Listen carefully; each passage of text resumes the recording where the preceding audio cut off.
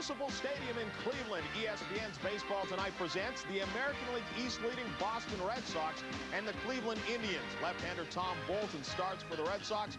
He's won 4 of his last 5 decisions. Charles Nagy makes just his 4th start of the year for Cleveland, still looking for his first victory. Hello again, everyone, and welcome to ESPN's Baseball Tonight. I'm John Saunders. The Red Sox have won 4 consecutive games. As a result, they have a 5-game lead in the American League East. Toronto's lost 4 straight. They host Milwaukee. The Indians are 11 back. In the American League West, the A's have lost 2 straight, but they lead Chicago by 5.5. The White Sox have lost 3 straight. The A's hosting Kansas City, the Sox at Minnesota. In the National League East, Pirates have lost 3 straight, but they still lead the Mets by 3. The Mets have dropped 2 in a row. The Expos are 8 games back. In the National League West, the Reds have won 3 straight and lead the Dodgers by 6.5, the Giants by 7.5.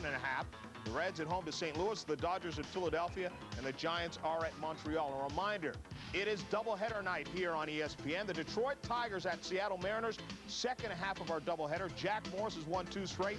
Brian Holman has won 3 straight, then he lost 3 straight. And the Mariners have lost 8 of their last 10 games. But up next, it's the Red Sox and the Cleveland Indians. We'll get to Municipal Stadium in just a few moments' time. But in the meantime, we'll be with you all night long on Baseball Tonight, so keep it right here.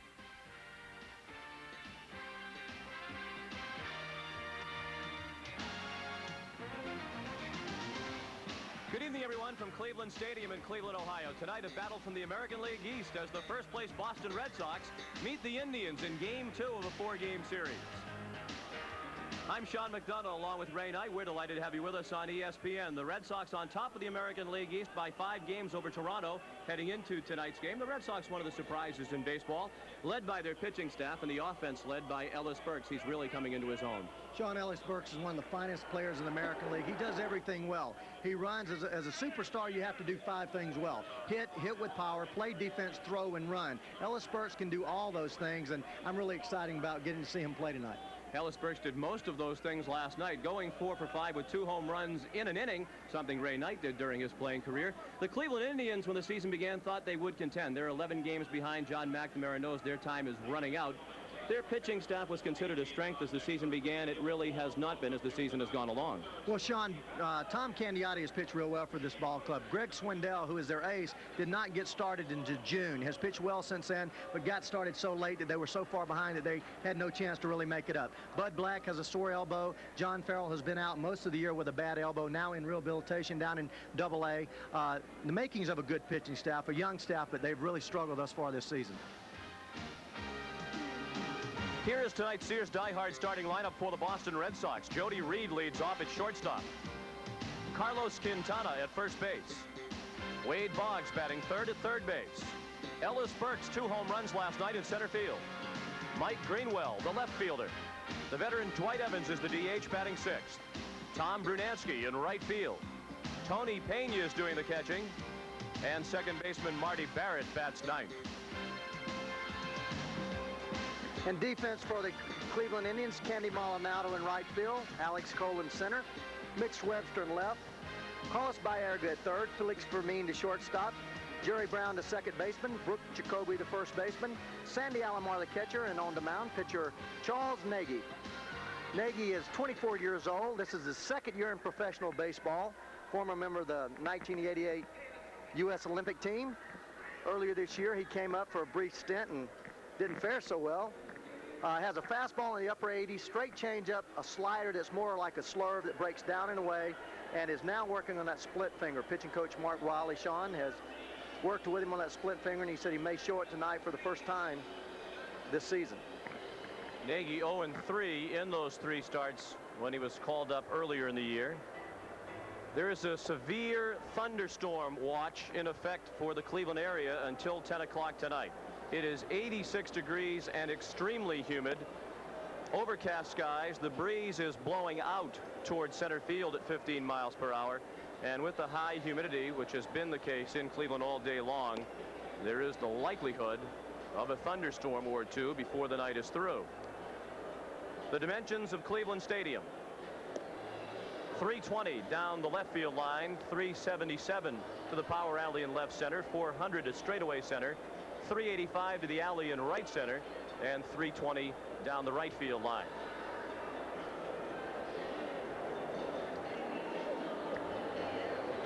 The umpires working this ball game. Back of the plate, Dan Morrison. Jim Joyce calls the plays at first. The crew chief, Larry Barnett, in his 23rd year as an American League umpire, is at second, and Greg Kosk is at third. Red Sox lead the season series between these two teams 5-3, including their win last night for Joe Morgan. Red Sox 70 and 57 now, 5 games ahead of Toronto in the American League East. The immediate goal for John McNamara and the Cleveland Indians is to get into third place. The Indians tied with Milwaukee at the moment for 5th. But Detroit and Baltimore are tied for 3rd, and those two teams are just a half game ahead of the Brewers and Indians. It's a tightly bunched middle of the pack in the American League East. Jody Reed set to lead off. He had last night off as Joe Morgan gave Reed and Tony Pena a day of rest. Reed at 306. 4 homers, 42 RBI. He'll be followed by Carlos Quintana and Wade Boggs as the Red Sox go for their 5th straight win. Nagy's first pitch, a fastball high, and we're underway in Cleveland.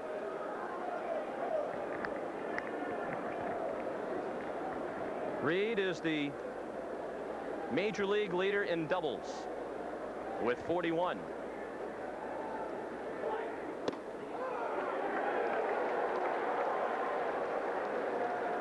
One ball and 1 strike the count.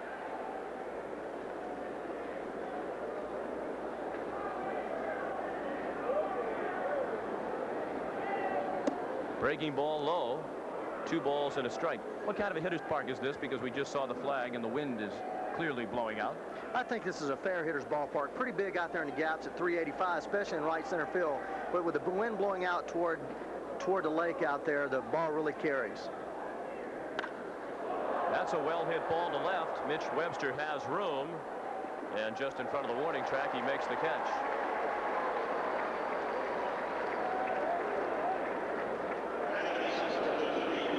Jody Reed, the first out of the ball game. That'll bring up Carlos Quintana. Quintana's been struggling. He's 2 for his last 19. His average down to 297. Went into last night's game at 298, the first time since the end of June that he had been below 300. Jerry Brown throws him out. Carlos Quintana, another reason why the Red Sox have been a surprise in the American League East. When the season began, they really didn't know what to expect from Carlos, particularly defensively at first base, but he's been solid there and has been productive at the plate.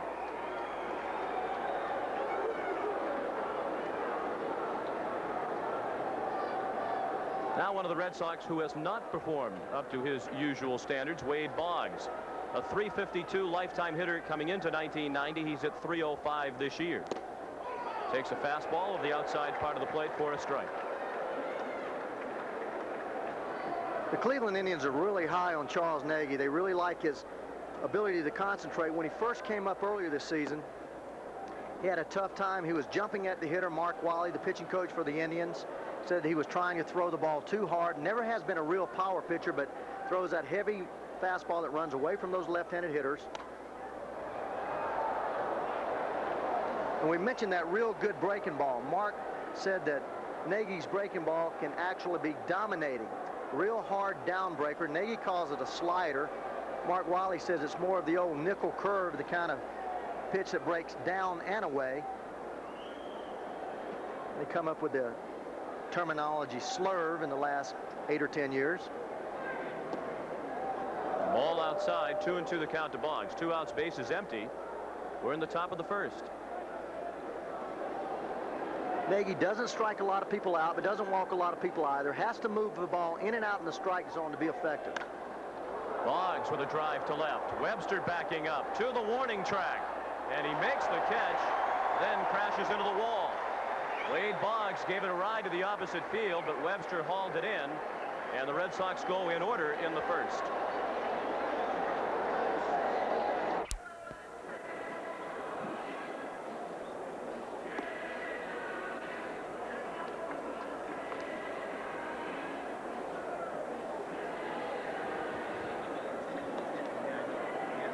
In left field. Andy McDonough in right field batting cleanup. Chris James is the DH. Brooke Jacoby at first base. Carlos Baerga is the third baseman. The catcher, Sandy Alomar, bats 8th. And batting 9th, the shortstop, Felix Fermin. Defense for the Boston Red Sox, Tom Bernansky in right field, Ellis Burks in center field, Mike Greenwell in left, Wade Boggs at third base, Jody Reed the shortstop, Marty Barrett at second base tonight, Carlos Quintana the first baseman, Tony Pena the catcher, and on the mound, left-hander Tom Bolton. Tom 6'3", 180 pounds, just having an outstanding year for the Boston Red Sox this year. Has a fastball that runs, has added about 4 miles per hour to that fastball this year over the previous years. Has a curveball and a slider and a straight change. And much of his success has come from keeping the ball down. In his earlier stints, when he's been up and down between the minors and majors, when he's been at the major league level, he hasn't kept the ball down, and they've hit it hard. Not this time around. Alex Cole leads off. Cole has tremendous speed. The Red Sox respect the bunt possibility with Boggs well in on the grass at third. Quintana was a step in front of the bag at first. With a count 1-1, he backs up a step. Cole's hitting .333. Tucks out of the way of the breaking ball, 2-1. Sean, talking to a few people about Tom Bolton, including his former manager, John McNamara, they say that he used to be a nibbler. Didn't like to throw the ball around the plate. Now he has shown a lot more confidence, being able to throw that fastball, curveball, slider, and changeup for strikes. Marty Barrett throws Cole out for the first out at the bottom of the first. No score in the ball game, just underway here in Cleveland. Marty Barrett getting his second straight start, as tonight Luis Rivera has a night off. Barrett has become a role player for the Red Sox. Jerry Brown, .264 his average, 6 homers, 36 RBI.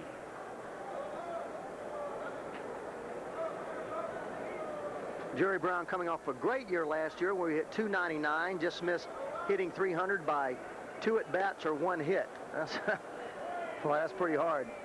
Go your whole career and never hit .300 and just miss 1 season by 1 hit. That 1 point really does make a big difference as you rest through the winter.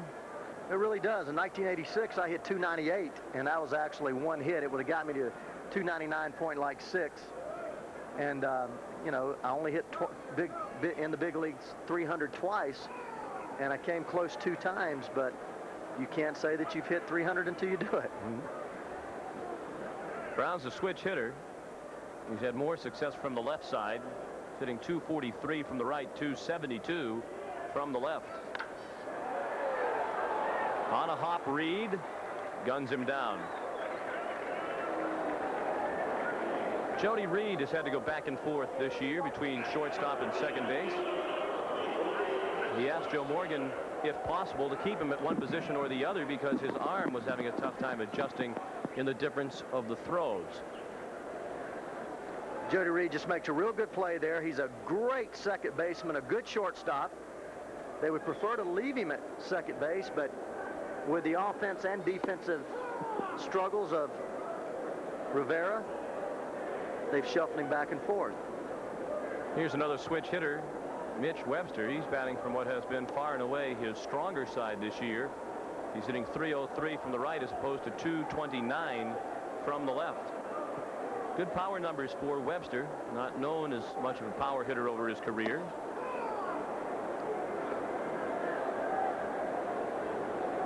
No Corey Snyder in the lineup tonight. He hasn't played the last 3 games. Been some reports in the Cleveland papers about a personality conflict between Corey Snyder and John McNamara. John McNamara says that that is completely untrue. As you look at Corey, said it's just a matter of playing the most productive people, and lately Snyder has not been productive. You played for John McNamara, and he said something that I know is true. He said, even if I didn't like Corey Snyder, I'm the kind of manager who puts the 9 people out there who give us the best chance to win. Well, without a doubt, Sean, I think John McNamara was the most fair manager that I'd ever played for. He always considered the person's feelings. He talked to you. He never removed himself from the situation, but he'd look at you and tell you, you know, hey, the man's doing a better job. he deserves a play. We talked to him about Mitch Webster as Webster fouls one off of his foot. Ouch. That's smart there. And he said that Corey Snyder's name is right above Mitch Webster's. And all he has to do is look at the production. Webster has produced just as much as Corey Snyder and has been in, you know, about 15 or 20 fewer ball games.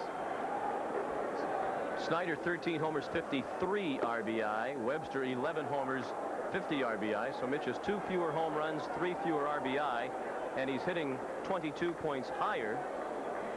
And he's been to the plate 38 fewer times. He also has a number of stolen bases.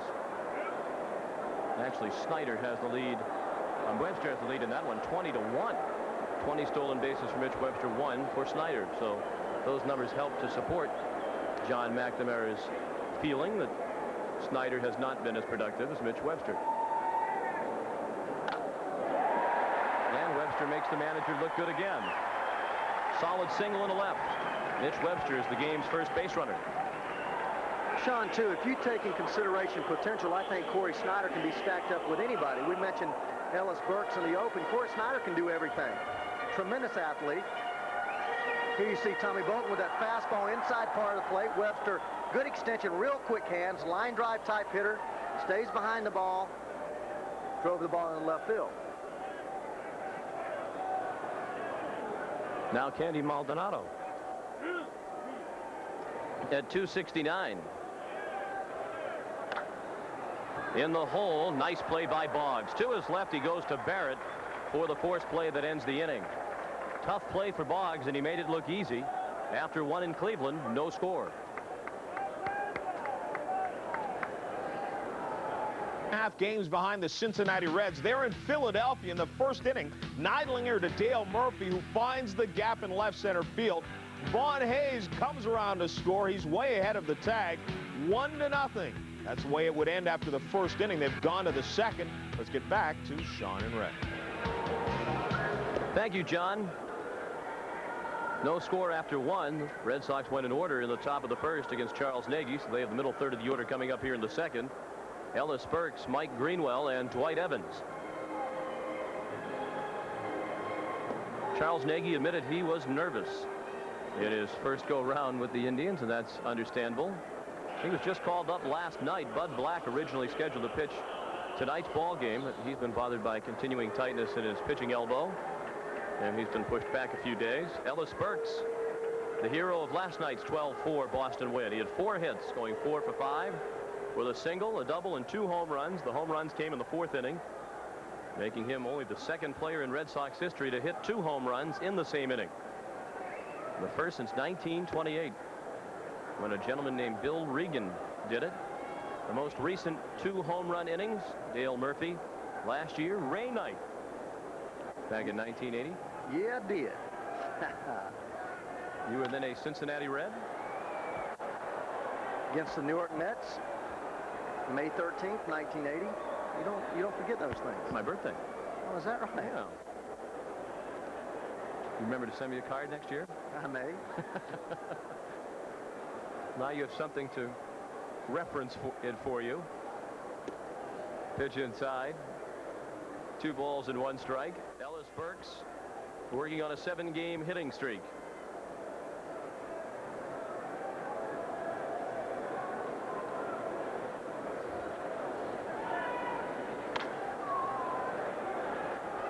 Carlos Baerga throws Burks out. Well, the Brewers and Blue Jays are playing again tonight, hoping they won't be interrupted by too many gnats on the field. For an update on that ball game, let's check in with John. Steve may have wished there were some gnats in Dave Parker's eyes right here, because the Cobra sees it clearly enough to take it over the right field wall for the solo home run that puts Milwaukee up 1-0. The Jays have lost 4 straight. Let's get back to Sean and Ray. 4 straight losses and 7 of their last 8. Prior to losing 3 out of 4 to the Red Sox over the weekend, they dropped 3 straight to the Yankees in New York. Mike Greenwell, 1 strike the count as he fouled the first pitch away. He's at 283. His average has been steadily climbing after a slow start. He's hit in 8 of his last 9 games. And over the last 37 games, Mike Greenwell has hit .345, including 6 of his 9 homers. Fastball high and tight from Charles Nagy. 1 ball, 1 strike. Sean, we mentioned earlier Mike Greenwell, when we first had him first couple of games of the season, when he was really struggling, not driving in runs. He was really jumping at the ball, getting on his front side, lunging and everything. Started to try so hard because he was not driving in runs. Now you see him starting to stay back. We mentioned how he tried to hit like George Brett. He looked in the mirror and tried to emulate George Brett. And if he does that, he has to stay back. He's begun to stay back and is now starting to drive the ball all over the ballpark. Jerry Brown throws him out. Nice feature on George Brett last night on Baseball Tonight.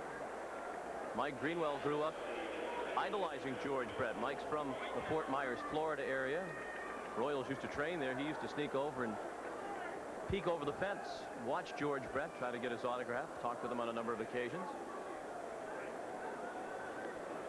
Now Dwight Evans. 242 is his average. That's down a bit. He has 12 homers, 52 RBI. Many of those home runs clutch homers, including his home run on Saturday, which was the only run in the Red Sox 1-0 victory over Toronto behind Roger Clemens. It came off David Wells. Sean, you and I were talking about Evans. Look how deep he is in the batter's box there. We've seen this 3 or 4 times this season where those hitters take advantage of that line. He is actually touching with that line with his front toe, but we've seen on 2 occasions where hitters were 6-8 inches out of the batter's box. Certainly he has a unique stance. He does. That's toe. That's about his, how many stances is it? It's a lot. Although he's been with this one for quite a while now, and it's been productive for him over the last couple of years. He draws a 2-out walk, and he becomes the first Boston base runner of the game. No score. We're in the top of the second. Ted Williams said of that stance once, a few years ago, every time I see that stance, I want to vomit, for lack of a better word. Tom Brunansky. 264 his average since joining Boston. 8 homers, 50 RBI. He looks at a ball. Of course, for a number of years, Ted Williams was a hitting instructor at spring training, working with Red Sox minor leaguers. He didn't always see eye to eye with Walter Riniak, who at the time was the Red Sox major league batting coach. Their theories on hitting significantly different. That caused a bit of a rift among some in the Boston organization. But Dwight Evans, a devoted disciple of Walter Riniak, and certainly that work has paid off as Evans, at age 34, 35, 36, 37, has enjoyed his best seasons.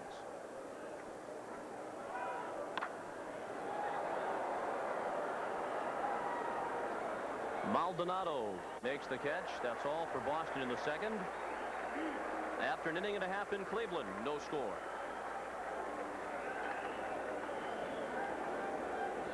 No score as we go to the bottom of the second. Red Sox and Indians meeting in game 2 of this series. Tomorrow night's ESPN ball game is the San Francisco Giants against the Montreal Expos. This game will be seen throughout the country at 7:30 Eastern time. Battle between 2 teams trying to hang in there in their respective divisions. Montreal 8 games out entering today's play, and San Francisco 7.5 games behind Cincinnati in the National League West. It's tomorrow night at 7:30. The Expos and the Giants to be seen throughout the country. Here's Chris James in his first year with the Indians. He's had a very nice season. .310 his batting average. He takes Tom Bolton's first pitch outside. 10 home runs and 56 RBI for Chris James. John McNamara really talked about Chris James, raved about him before the game, said he plays the game the way it should be played. Jody Reed throws a high throw to first, and Quintana couldn't get the tag on James, who alertly went into the slide with the throw, sailing high.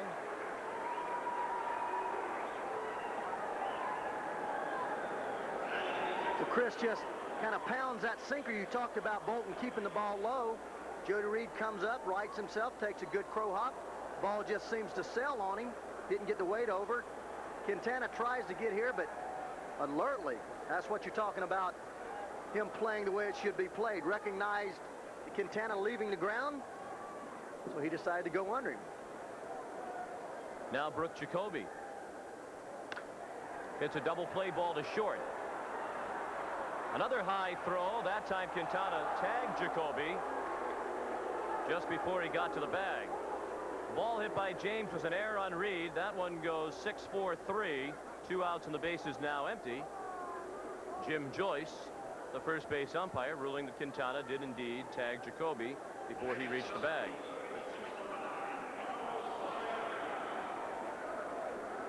And that throw from Jody Reed might have been another indication of what we mentioned in the first inning. Why Jody wants to stay at one place or the other, because the difference in the throws has put some strain in his arm, and it's tough to keep making that adjustment back and forth. It is, Sean. It's very tough. My first couple of years in the big leagues, I played utility infielder, played short, third, second, played a little bit of outfield. You throw from so many different angles. Very tough making that throw after you made the short throw from second base as often as he had this year. Predominantly a second baseman after the first month of the season. Carlos Baerga, the batter. 1 ball, 1 strike to count. Baerga is working on a 5-game hitting streak. He's been up and down this year, up for most of the year, sent down to the minors for a spell and recalled on August 11th. Pulls that foul past Rich Dower in the third base coach's box.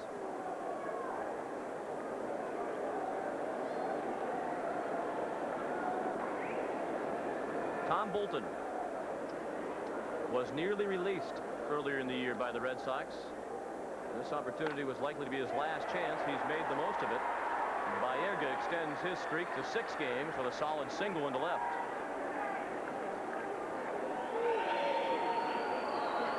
Two hits for the Indians. Here's John Saunders. In the National League, the Cardinals at the Reds. McGrain to Barry Larkin, pulls it down the line in the corner in left field. Mariano Duncan rounding third and coming in to score easily as the Reds take a 1-0 lead. That's where they stand now in the second inning. Let's get back to Sean and Ray. And the Reds continue to hold off both the Dodgers and the Giants. 6.5 games ahead of Los Angeles, 7.5 ahead of San Francisco. For a team that has had a relatively easy ride, they've had a few scares. Some of those teams, particularly the Dodgers and Giants, have charged at them a couple of times. But and a lot of news being made out of Cincinnati. Some temper tantrums from Lou Piniella from time to time. Some quotes from players that all isn't as happy as you would expect it to be. Well, you know, they got off to such a great start, 10-game lead by mid-May, and you'd see them laughing. We were there at batting practice having a great time. The coaches taking batting practice. Then they start to lose a little bit, start to struggle, and man, they things kind of come apart for a while. But they're a solid ball club. Lou Piniella has always had that volatile personality, and I have great respect for him. I like him not only as a manager, but he has a great idea with hitting and communicating with the players. So let him blow off the steam, and you just can't do that stuff too often. Sandy Alomar at the plate, 3-0 the count. Now he looks at a strike. 3-1. Well, the Indians have some areas in which they need to improve if they're going to move up in the standings next year, but they're all set as far as catching is concerned for a long time with Alomar. Baerga's running. It's ball 4. Alomar draws the first walk thrown by Tom Bolton, and the Indians with 2 outs are threatening. Runners at first and second. No score. We're in the bottom of the second. Just a fastball down and in. Tony Pena on his knees. You wonder why he doesn't jump up to throw, but he oftentimes throws from those knees. Has a great throwing arm. Very accurate, quick release. How many guys have you seen him throw out from his knees this year? At least a couple. He'll throw from his knees maybe 1 out of every 5 times, I would guess, depending on where the pitch is. He'll give the pitcher a number of different looks from behind the plate. Sometimes you'll see him almost sitting in a more conventional setup there with ball 1 thrown to Felix Fermin, hitting .241, a homer and 21 RBI.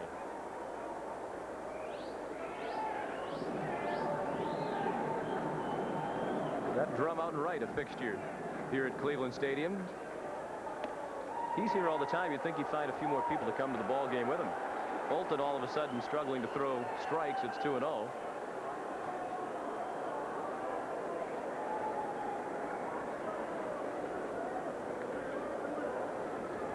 Well, with Felix Fermin hitting, you notice how close Tom Brunansky is in right field. Talking to the Cleveland Indians, they feel that Felix Fermin is as good as any shortstop in the American League defensively, but he just does not hit the ball far enough. He makes good contact, only 13 strikeouts this year in 324 at-bats. Great bunter, but they feel like he has to get stronger. Hits a lot of line drives, but the outfield playing him so close to take away a lot of his base hits. A little pop-up, slicing toward foul ground. Brunansky and Quintana, and neither one of them could get to it.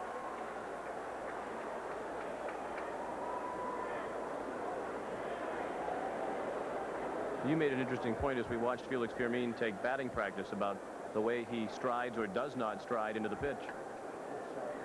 Absolutely, Sean, he does. If you're going to generate bat speed, you have to have that cock. You have to get that weight transfer back over your back foot, so that those hips are cocked and your upper torso, your wrist, your arms, your shoulders, your hips, and your knees all come through at the same time.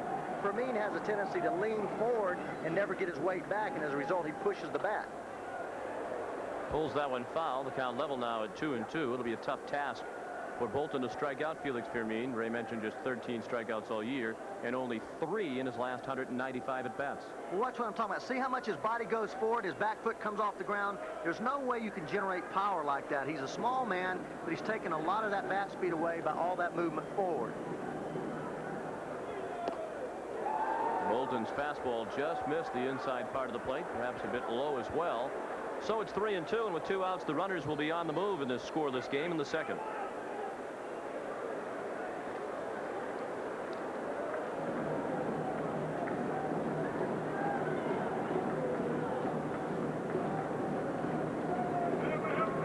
Be very tough for a runner to score. Left fielder Greenwell is deeper than anyone. Center field and right field are very shallow. Be very tough to score. Base hit right field. Baerga's being waved in. Brunansky's throw, and they have the runner Alomar caught in a rundown. A run is scored for Cleveland, and Alomar is tagged out by Boggs. With the runner Baerga on the move, Brunansky thought he did not have a chance at the plate. He threw to third, and they tag out Alomar. 1-0 Cleveland after 2.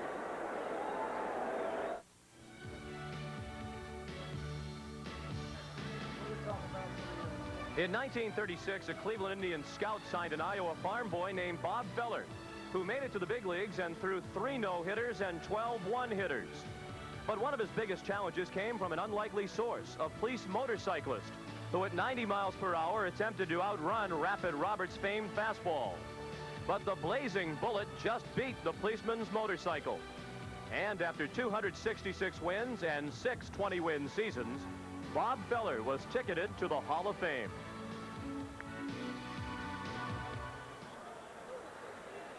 I bet you're glad you didn't have to bat against him. Well, I actually did bat against him once. Did you? Yeah, I did. I didn't realize you were that old. No, but it was in a home run hitting contest in Sioux Falls, South Dakota, my first year, 1971. He was going around touring the country, pitching home run hitting exhibitions like home run derbies. In my rookie year in professional baseball in 1971. Did you hit a home run? I hit a couple out. He threw me about 15 pitches. Did he drop you with one of them after you hit a couple? Oh, heck no. He was only throwing about 55 at that time. Tony Pena begins the third. The Red Sox find themselves trailing 1-0 as they come up against Charles Nagy. Fastball high, ball 1 to Pena. He's played in more games back of the plate than any other American leaguer. This is the 110th game he's caught. Red Sox, as far as team unity and chemistry is concerned, about as close as they have been as you talk to the players in quite some time. And most of them point to this man, Tony Pena, as the reason for their unity. He is an infectious enthusiasm. Yeah, Sean, for as long as I've known about the Boston Red Sox and been in professional baseball and then in the American League, there's always seemed to be some undercurrent on the ball club, somebody not liking somebody, some negative thing going on in the press. But it's really the first year that I can remember not anything going on. And you're close to that scene, broadcasting for them, and you and I have talked. And obviously there is something to team chemistry, and this man has been the major part of it. No strike. And a count of 2-2. Of course, earlier this year, the Indians and Red Sox had a brawl. Tony Pena was front and center in that one. He was decked by Doug Jones, turned to the catcher Alomar, and vowed retribution the next day. And sure enough, the leadoff batter for the Indians the next day was Stan Jefferson. Unfortunately for Stan, Roger Clemens was on the mound. Didn't waste any time in gaining that measure of revenge. Hit Jefferson on the elbow, and a brawl ensued. Pena and Chris James ejected. Well, the two teams haven't had any fireworks since then. And Pena strikes out. 1 out of the third, 1-0 Cleveland, 1 strikeout for Charles Nagy. Let's check in our Baseball Tonight studio with John Saunders. First place Pirates in a bit of trouble at Atlanta. John Smiley to Francisco Cabrera, who pulls it out to left field.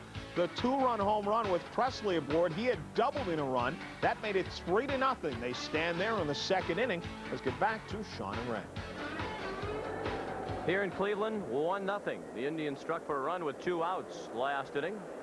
Single to Baerga, a walk to Alomar, and an RBI single by Fermin. Marty Barrett out on the first pitch, a fly ball to Candy Maldonado in right. Coming up Saturday, it's the season premiere of ESPN's college football coverage. It begins at 4 p.m. Eastern time as Southwest Conference contender Texas A&M battles the Rainbows of Hawaii. Hawaii moved into the national forefront last year with a 9-2-1 record. Then perennial powerhouse Nebraska battles Baylor. It's a live college football doubleheader Saturday on ESPN.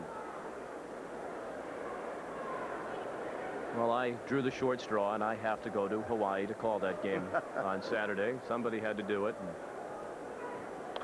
Jody Reed fouls one straight back. Well, I always liked going to Hawaii, but I don't envy you on that plane trip. How many hours is it over there? It's away. I don't know exactly. My first time ever over there. I'm looking forward to it. Can you hook us up with a good golf course or two? I probably can. Well, we won't have enough time. We'll be diligently preparing. Looking forward to working with Mike Gottfried, the former Pitt coach, on our 4 o'clock Eastern telecasts of college football throughout the season. Great doubleheader to start the year. Texas A&M and Hawaii, Baylor and Nebraska beginning Saturday. This is Jody Reed. 1-1 the count. He started the ball game by flying out to Mitch Webster in left field.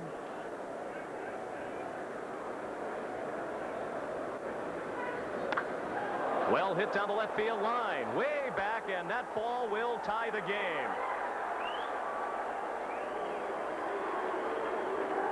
Jody Reed rips his 5th home run of the season.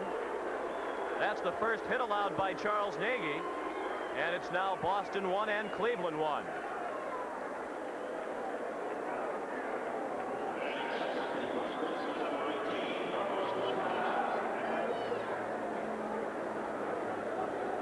Sean, a lot of people wonder why Jody Reed hits 42 doubles. Watch his bat fly through the strike zone. He has as quick a bat as anybody. He's one of those guys that opens up that left shoulder a little bit, brings those hands in, and just throws that top hand at the ball. He pulls the ball as much as anybody, and he can turn anybody's fastball around. Red Sox have been at the bottom of the list in home runs as a team all year long. They've started to pick it up lately. Had 3 home runs last night. And now 1 tonight to tie the game from Jody Reed. Carlos Quintana bounced to second his first time up. Red Sox now with 81 home runs as a team. But the opponents only have 70. The Red Sox pitching staff has given up fewer home runs than any staff in baseball.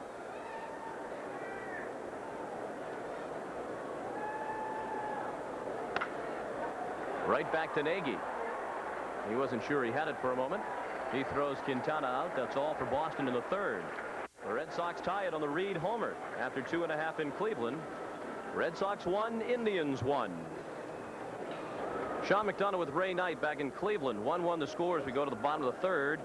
It's the top of the order for Cleveland against Tom Bolton. Alex Cole shows bunt, takes a ball. Cole was acquired by the Indians back in July on the 11th in exchange for catcher Tom Lampkin. He came over from the Padres. Padres needed catching help when Benito Santiago broke his arm. Tom Lampkin had been posting big numbers in the minors. Cleveland wound up with a guy who is very dangerous. Cole has played in 31 games for the Indians and has stolen 22 bases.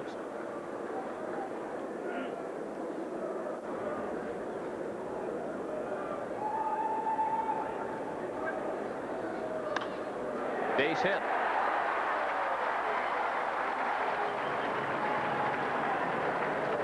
Alex Cole, 1 for 2.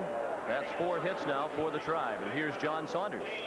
Reds add to their lead. McGrain to Jose Rio, his opposing pitcher, lays down the squeeze. It's a safety. Paul O'Neill was waiting to see if the bunt gets down. It does. He comes in to score. 2-0. The Reds are up in the third. Back to Sean and Ray. So Bolton and Pena will have to be concerned with Alex Cole and his 22 stolen bases at first. He's only been caught 3 times. And the batter is Jerry Brown.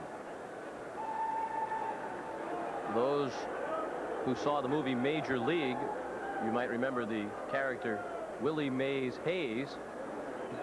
The Indian players have started calling Alex Cole Willie Mays Hayes. He can really run. They taped that name over his locker. Started taping gloves over Alex's locker, as was the case in the movie. Unfortunately, the Indians have not been able to duplicate the feat of the Cleveland Indians in the movie.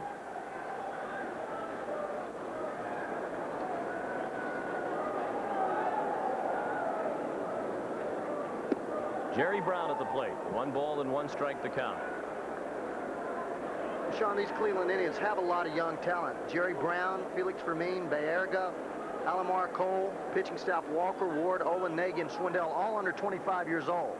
So 10 guys on this 24-man roster are under 25 years old. So they're a very young ball club. They have Cole picked off, and Reed tags him out. Play goes 1-3-6. That'll go down as a caught stealing, just the 4th for Alex Cole this year.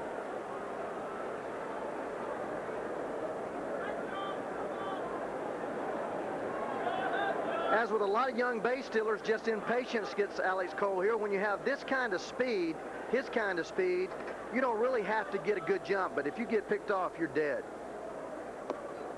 Jody Reed handcuffed a little bit by the throw. That pitch hit Jerry Brown. He's at first with 1 out. First hit batsman in the ball game. Jody Reed out at shortstop is still looking at his right hand. He might have been spiked applying that tag on Cole. Big breaking ball just barely nips him. Somewhere down around his shin. He's got a little piece of his uniform, looked like. Jody Reed again looking at his right hand. And he does have a little bit of blood on his right leg as he's been wiping his hand on the pant leg. He was spiked as he had trouble handling that throw from Quintana. Sean, I tell you, those cleats are dangerous. That's obvious, but those steel cleats are sharp. You always put on a pretty new pair. You never wear those shoes more than maybe 3 or 4 weeks. And they're sharp. I've been cut 5 or 6 times, had stitches twice because of guys sliding into me. Webster at the plate. 0-2 the count. Mitch lined a solid single into left back in the first. Unless you get a pair that you're hitting real well in, and then you may wear them all season.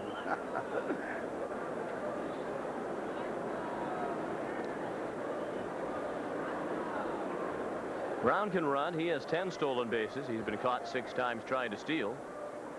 We're in the bottom of the third. Red Sox 1, Indians 1.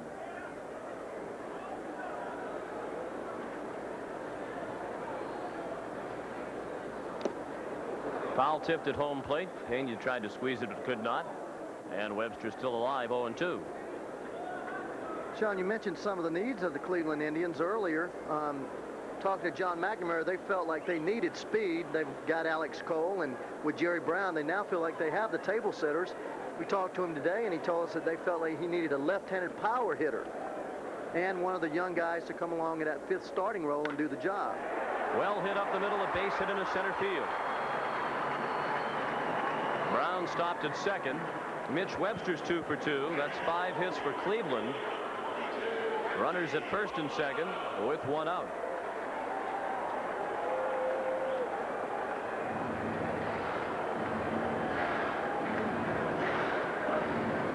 Now Candy Maldonado. He bounced to third his first time up. Bolton visited by Pena.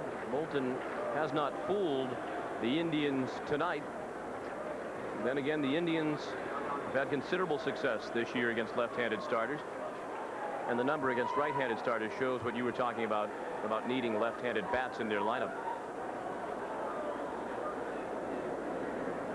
That's pitching coach Bill Fisher on the left of your screen, manager Joe Morgan on the right.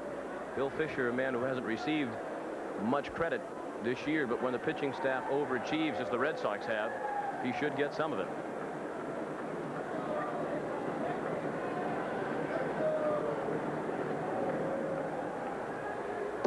Maldonado looks at a strike. Back to Bill Fisher. You're exactly right, Sean. I guarantee if this pitching staff was struggling, Bill Fisher's name would be right up there in bold print. He's the reason why.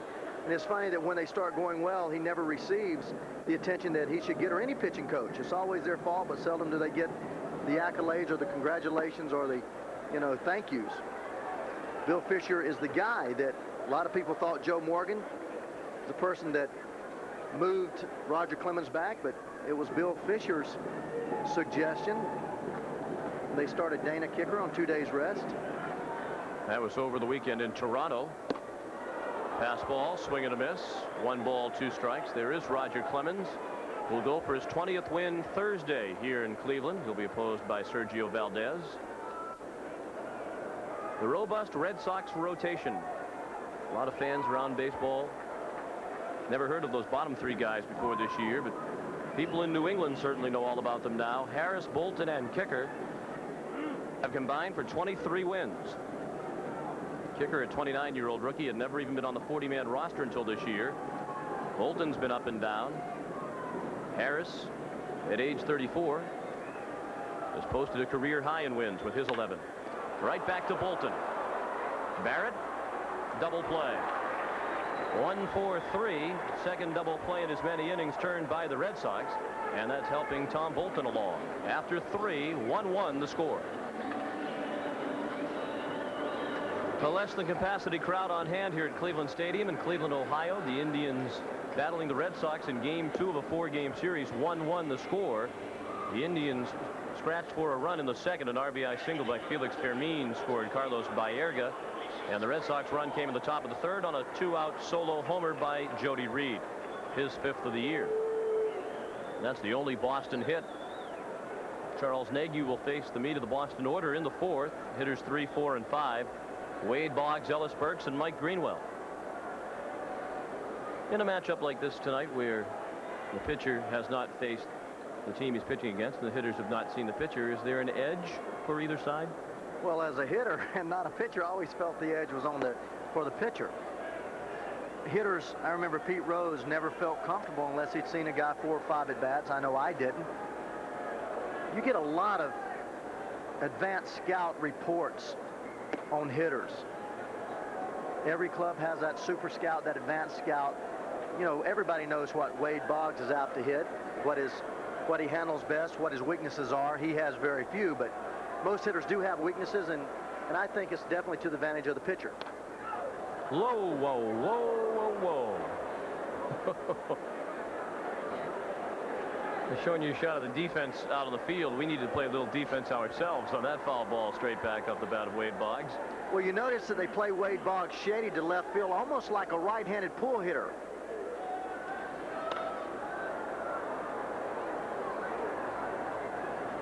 Wade has that great ability to hit the ball the other way, even fastballs on the inside part of the plate. One of the reasons he's so tough to get out is the fact that he can handle that pitch inside and slap it the other way. There you see the third baseman way off the line, almost in the hole. The left fielder near the line. Up the middle, a base hit.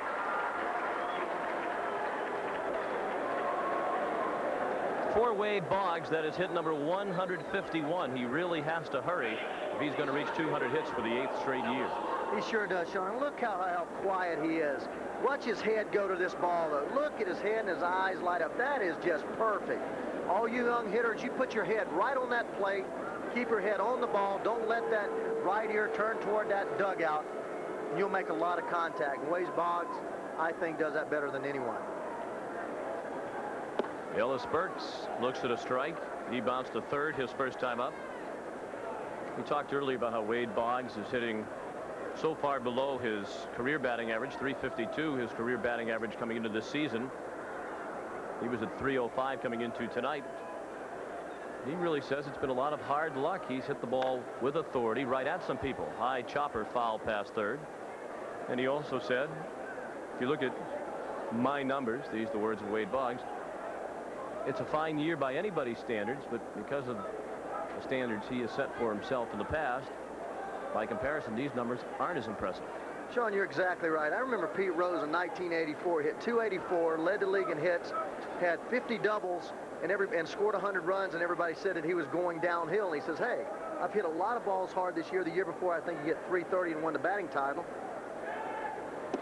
You got to realize 305, 300 for anybody. Wade Boggs has the great standards, but if his bad year is 305, then that's something.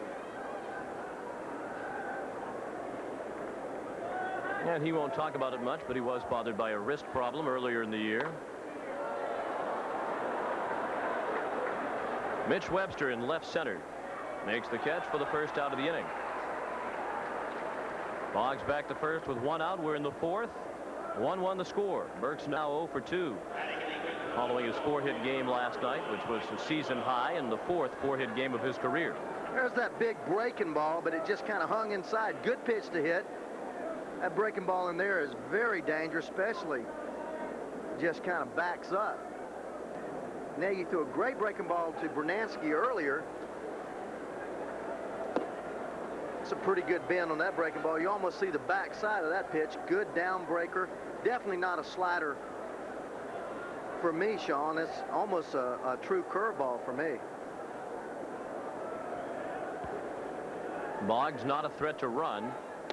Greenwell in the hole, a base hit. Baerga was playing way over toward the hole, but even positioned properly, he couldn't get to it. Boggs stopped at second, and Greenwell has his first hit of the night.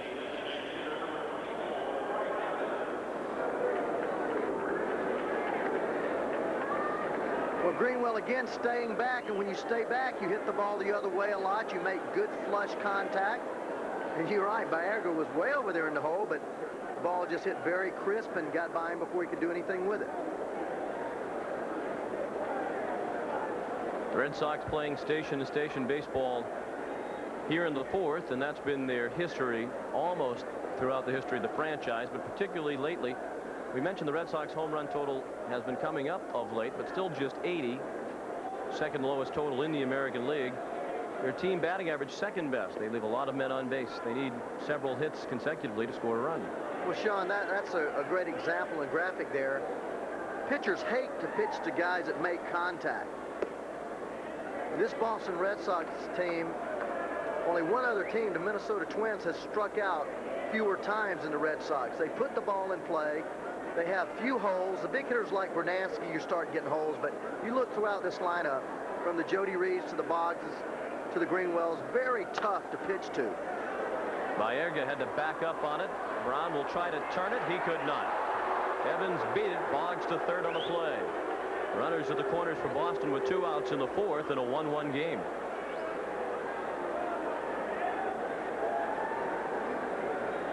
Carlos Baerga has played some outfield, little bit of third base. They're grooming him to play third, but he backs up on this ball.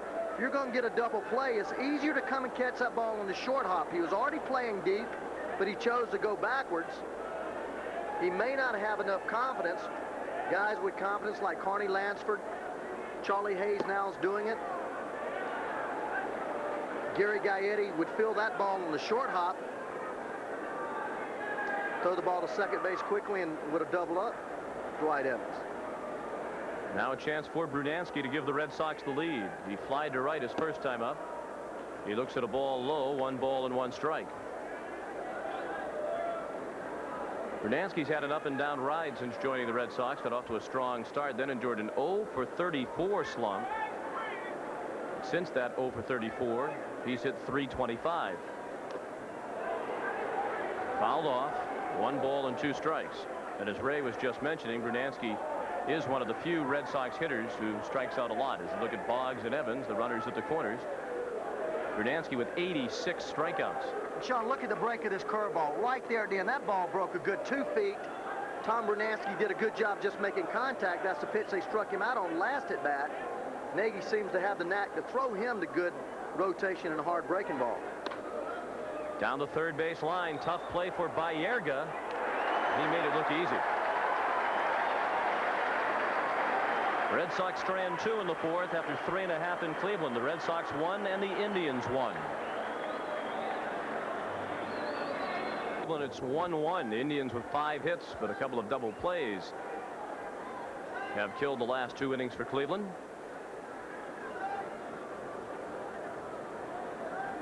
Chris James leads off against Tom Bolton. Brunansky makes the catch.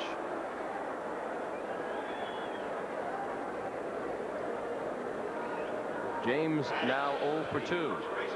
Coming up following our ball game, Chris Berman and Tommy Hutton standing by to bring you the Tigers and the Seattle Mariners from the Kingdome. The Mariners have to pick it up a bit down the stretch. They're going to achieve their goal of their first 500 season in franchise history. They're 62 and 66. Tigers now the highest run scoring team. They're always fun to watch, particularly with Cecil Fielder in the lineup. Brooke Jacoby bounced into a 6-4-3 double play in the 2nd. He's heading the count here, 2 balls and no strikes.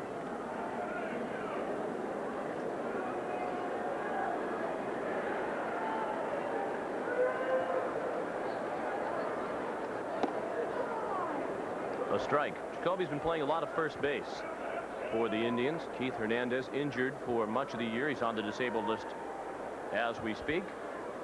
With Baerga coming along at 3rd, Jacoby has seen plenty of action at 1st. He started there 35 times now this year, including tonight's game.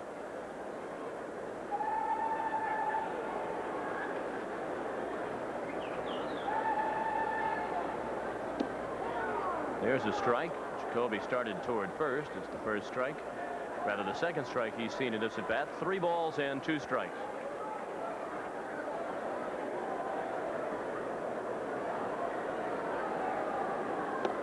And that's ball 4. Second walk issued by Bolton. Here's John. The Jays still having problems scoring runs. Gruber on second, and Olerud lines it, but Billy Spires reaches out and probably saves a run, keeping Gruber at second. It's still tied 1-1. Back to Sean and Ray. So much credit over the weekend given to the Red Sox pitching staff. And certainly they pitched well, shutting Blue Jays out 3 days in a row, but you wonder how much of it should be blame placed on the Toronto hitters as their hitting problems continue. Always tough to judge in a situation like that, how much of it is the quality pitching and how much of it is the hitters struggling, but clearly the Blue Jay hitters are struggling. Sean, and after leading the league in home runs for most of the season, extra base hits, I thought that club was probably the most offensive club in baseball. They just leading the league in triples also, but the last 10 days or so, they just shut it down. George Bell now out with that eye problem, but nobody's swinging the bat well. But the Red Sox pitched great. Dana Kicker, the night that I saw him on Friday night, was unbelievable. Dropping down with that breaking ball and George Bell striking him out a couple times. Then Roger, just seeing him on TV Friday with that look in his eye, just defying with the bases loaded, and I guess it was Manny Lee. Was it Manny Lee that he struck out? Red Sox pitching staff has been on a roll. They had 3 straight shutouts against the Jays, and Mike Boddicker pitched shutout ball into the 7th last night before Chris James ended the Red Sox 33 2/3 innings scoreless streak as a staff. Researched that so far back to 1919, and they've not found a longer streak of scoreless pitching by a Red Sox pitching staff.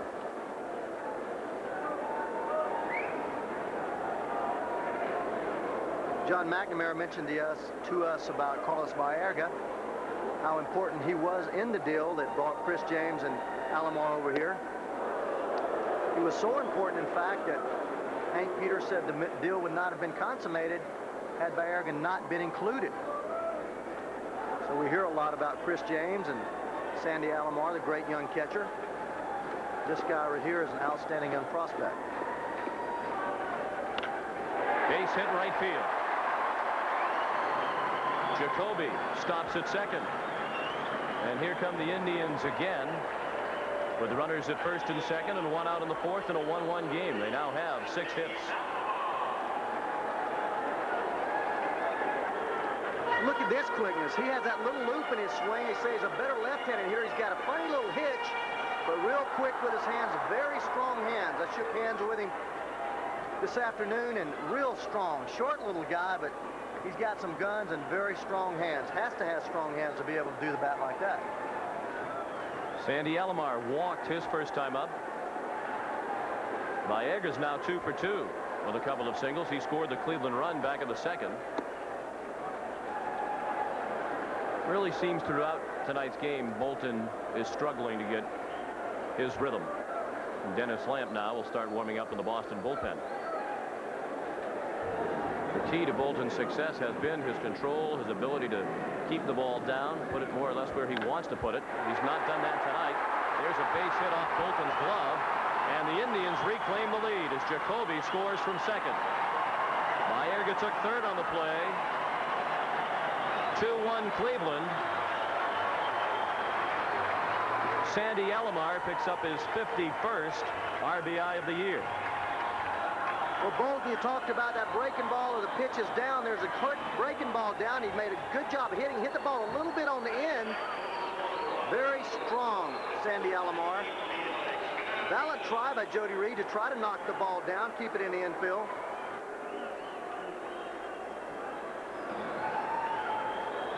And now Bolton will be visited by pitching coach Bill Fisher.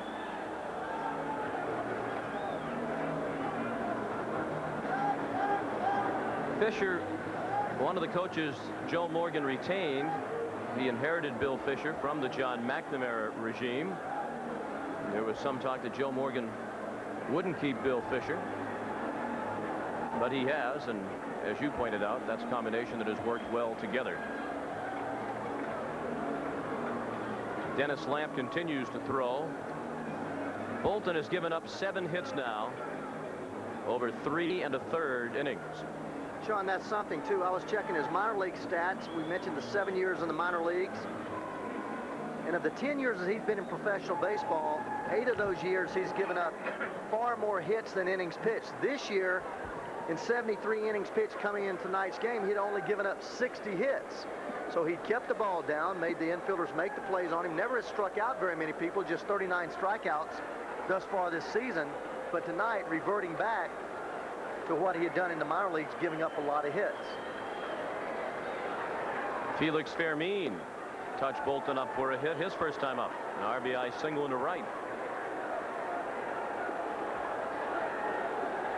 2-1 Cleveland in the fourth. Fermin adds to his career high RBI total with his 27th. Showed bunt, not a suicide squeeze, as Baerga was not charging from third. Safety squeeze, Sean. We talked about that at Pittsburgh the other night. Baerga got a good walking lead, got about a third way down the line, got his weight on his front foot. If the ball's down, he would have been coming. That was just a safety squeeze. And as you mentioned, Felix's last time up, he is a good bunter. In the air to center, Burks makes the catch. Baerga's going to try it. The throw well off the mark, up the first baseline, and Cleveland leads 3-1. They're getting runs batted in from a surprising source as Fermin has driven in 2 of the 3 Cleveland runs.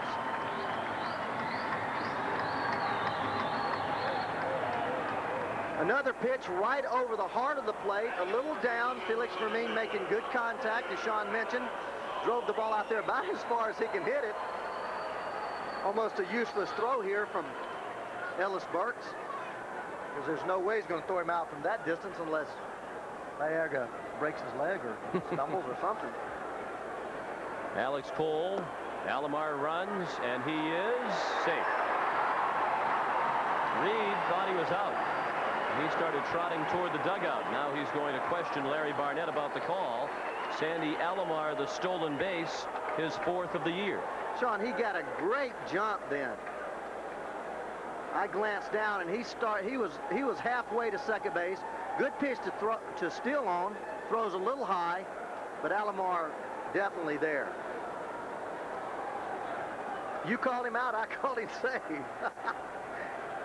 I'd like to see the replay again to know for sure if his legs had reached the bag. Well, maybe we can get it wound up again. And here it is right here. Let's check look at his front foot as it hits the bag, over the top of the bag. Yeah, but what's touching the bag? Did it hit the bag before it popped over the bag? The umpire's looking at his front foot touching the bag, and when it touched and went over it, he wasn't looking at that back knee trailing. We saw it in slow motion. Yes, we did. Technically, I believe he was out. Unfortunately, that technicality isn't doing Tom Bolton any good. A strike. And a count of 3-1. Now tell me, did you see that the first time? Did you see his knee, or did you just think the ball beat him? No, on the first replay, I thought he tagged him before that leg was on the base. That's ball 4. Bolton continues to labor on this very warm and humid night in Cleveland. This is just about the time they predicted those thunderstorms would come rolling through from the west. 3-1 Cleveland. 2 men on with 2 outs in the 4th inning. Bolton's now walked 3 and hit a batter. He has not recorded a strikeout. He's working to Jerry Brown, who takes a fastball high and away, ball 1. Jerry has bounced to short, and he was hit by a pitch in the 3rd.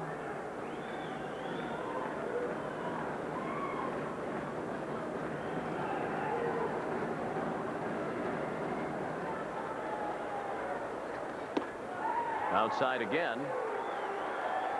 Bolton tonight has seemed to fall into what John McNamara said he used to do. He's been nibbling, and it hasn't paid off for him. Working behind a lot of the hitters as a result.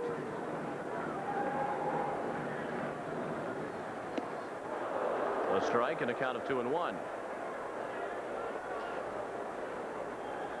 Mentioning nibbling, Sean, if you're going to get big league hitters out, you have to get ahead of them. Then you get ahead of them. Once you get ahead of them, 0-1, even 1-1, 0-2, 1-2, then you can make the pitches and nibble.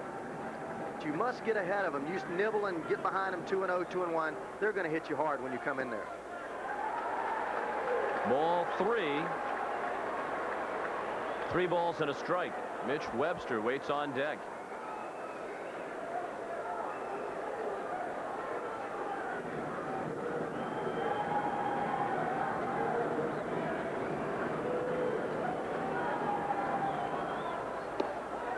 On the corner, says Dan Morrison.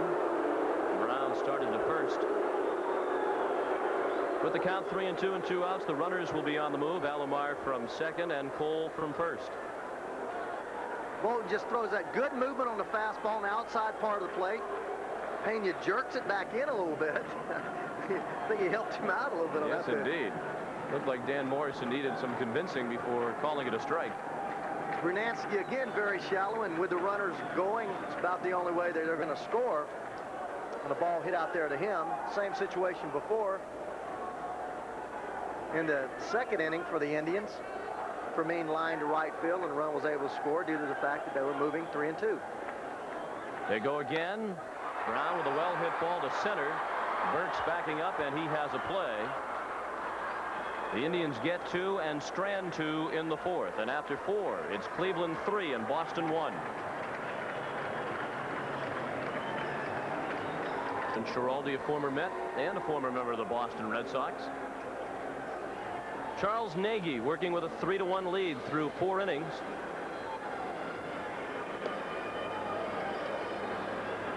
We'll take a moment to remind you about ESPN's NFL preseason coverage.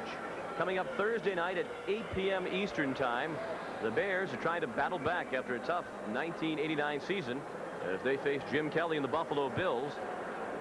Only the 49ers and Rams scored more points than the Bills did last season.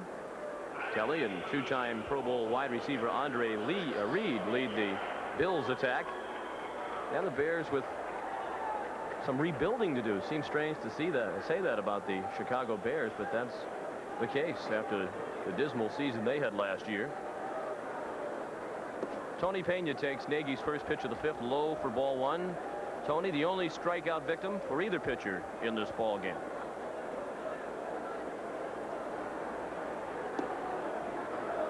Ball two. Pena, Barrett, and then the top of the order, Reed against Nagy.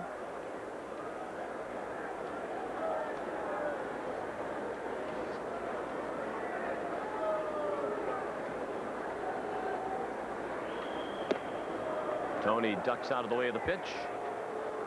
That might have helped to influence the call of ball three.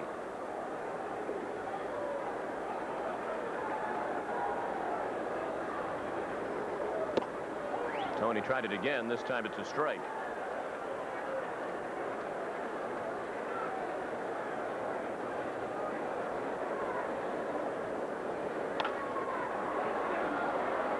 Alex Cole has to move only a couple of steps. One out in the fifth. Well, Nagy doesn't look like a guy who's nervous tonight. Well, Mark Wally said that he'd really thought that going back down to Canton, 13-8 down there, he'd gotten 175 innings. Last year, he only pitched in 28 ball games. A lot of that in relief. The guy that came right out of college, U.S. Olympic team, was a starter and reliever on the U.S. Olympic team. Played at University of Connecticut. Takes a little while to feel comfortable up here. He tried to overthrow, and we mentioned him not being a power pitcher, but a guy with a lot of movement and that good curveball that he throws for strikes. And also mentioned they really like him. They really high on him, call him up from Double-A. Barrett up the middle, base hit. Nagy stuck out his bare hand but couldn't snare it, and that's probably a good thing for Charles Nagy. 1 for 2 for Marty Barrett. Here's John. The Phillies' Jose De Jesus working with a 1-0 lead in the fifth, facing Hubie Brooks, who sends it to the opposite field, but it's enough to get out of there. The solo home run ties the game at 1-1. That's where they stand in the sixth. Back to Sean and Ray. Well, at least at the moment, Tommy Lasorda doesn't have to worry about a big Philadelphia comeback in that ball game. I wonder if he's been able to put that one out of his mind yet. Last Tuesday night on game 2 of our doubleheader, Tommy Hutton, who works the second game of our Tuesday night doubleheader with Chris Berman, told me Chris had stopped keeping score about the 7th inning. He was convinced that one was in the win column for the Dodgers. They just sit back and try to entertain the folks, talk about things not entirely related to the game, entertain the audience, and what do you know, the Phillies came all the way back. You know, Sean, it was great to see the ESPN clip of that. Lasorda having the big lead, shaking his head after a couple runs scored, then getting up and stalking in the dugout, then picking up a clipboard, and then in the end knocking over coffee cups. Just the way that his reaction went as the game got more horrific. 0-2 to Reed. A ball away. Jody has provided the Red Sox with their only run with his home run in the third. Into the stands down the left field line.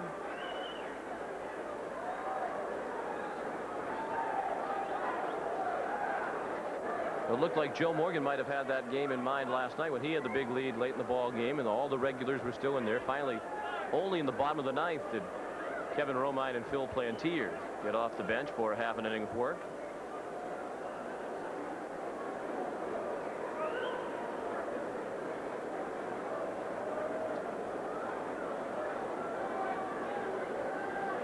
Red Sox took a 12-2 lead into the bottom of the ninth last night before the Indians picked up a couple of runs off Darrell Irvin. Foul ball past the umpire Greg Kosk. Still 1-2 to Reed. One out, top of the fifth. Barrett at first. 3-1 Cleveland.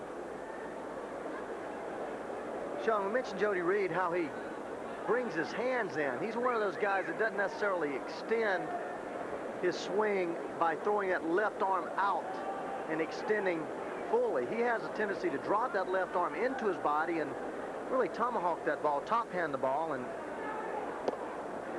has almost a little loop in his swing where he comes around and comes over the top of the ball. As a result, he's been seeing a lot more of those kinds of pitches. He has a tendency to dive out a little bit over the plate, and teams have been pitching him high and tight once or twice to keep him honest, and then for the most part trying to keep it away from him because he does pull the ball so well. That's high, and a count of 3-2. Quintana on deck. Barrett not a fast runner at first, but Reed is a good contact hitter, so Joe Morgan might have Marty on the run. Well, you know, I have not watched Joe enough, but I wouldn't send him in this situation, simply because if Jody does strike out, you're taking him out of an inning, and all you're doing is staying out of the double play, because he's not going to score on a ball hitting the gap. The outfield's playing fairly deep.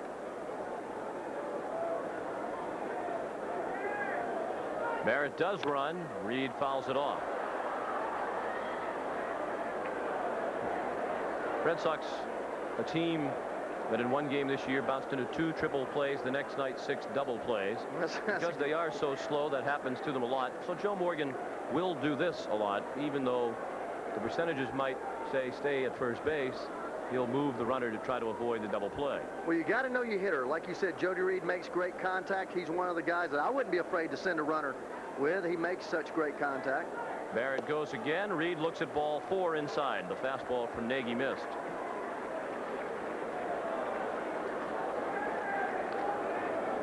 Mentioned Jody Reed's swing. Watch how he brings that left arm into his body. Look at it break down and bring it into his body as his left shoulder goes way out. He's one of those guys that's able to turn that left shoulder off the ball and still make good contact. But the reason for that is he locks that left hip in there, and he doesn't give away from the plate. If he were to take that left leg and step out at all, he would be dead. They always teach you to drive that left shoulder toward the pitcher or toward second baseman. We've talked about it a lot, but it's the key to driving the baseball. But Jody Reed actually has a little bit of shoulder turn, turning off the ball, and is still able to make good hard contact. Tying run at first for Carlos Quintana, who looks at a strike. He's bounced out twice. His struggle continues.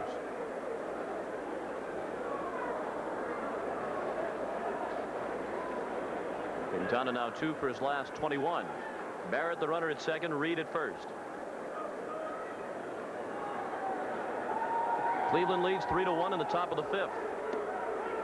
Breaking ball, strike called at the knees, 0-2. Sean, is this his first real slump of the season? He has gone in spurts, but not prolonged spurts like this one. This is more of an extended streak, really, than a spurt for Carlos. He's only been below 300 for 5 games this year. I know. I check the box scores religiously, and he always seems to chip in at least that one hit. And that alleviates a lot of those slumps. You get that one hit, and you end up 2 for 10 instead of 0 for 12, or batting average only drops a point or so a day. He seemed a bit more comfortable down in the order. For the first half of the season or so, he was batting 8th, and that's when he was up around 320. He's been batting second now since July 29th, and he hasn't been as effective up there, although Joe Morgan thinks he will be a good number 2 hitter because he is a contact hitter and he hits the ball often to the right side. Matter of fact, more often than he does to the left side.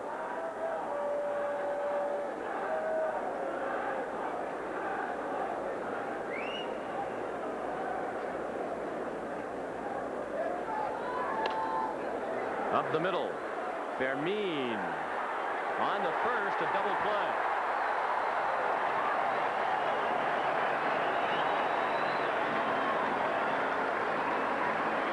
Red Sox threaten but do not score in the 5th, halfway through the ball game. Cleveland 3, Boston 1. Ball game in Cleveland, the Indians 3 and the Red Sox 1. Indians trying to pull even in this series. This time the double play ball helps Charles Nagy. Well, you don't want to make an unnecessary throw, but Felix Fermin there could have very easily given that ball up to Jerry Brown. I believe it would have been a much easier play. Since he was standing there, they almost collided. Anytime you're moving that hard behind the bag, having to stop and come back and change directions, it's easier to give the baseball up. Is there such a thing in baseball as padding your defensive stats? Maybe Felix just wanted to put out and an assist.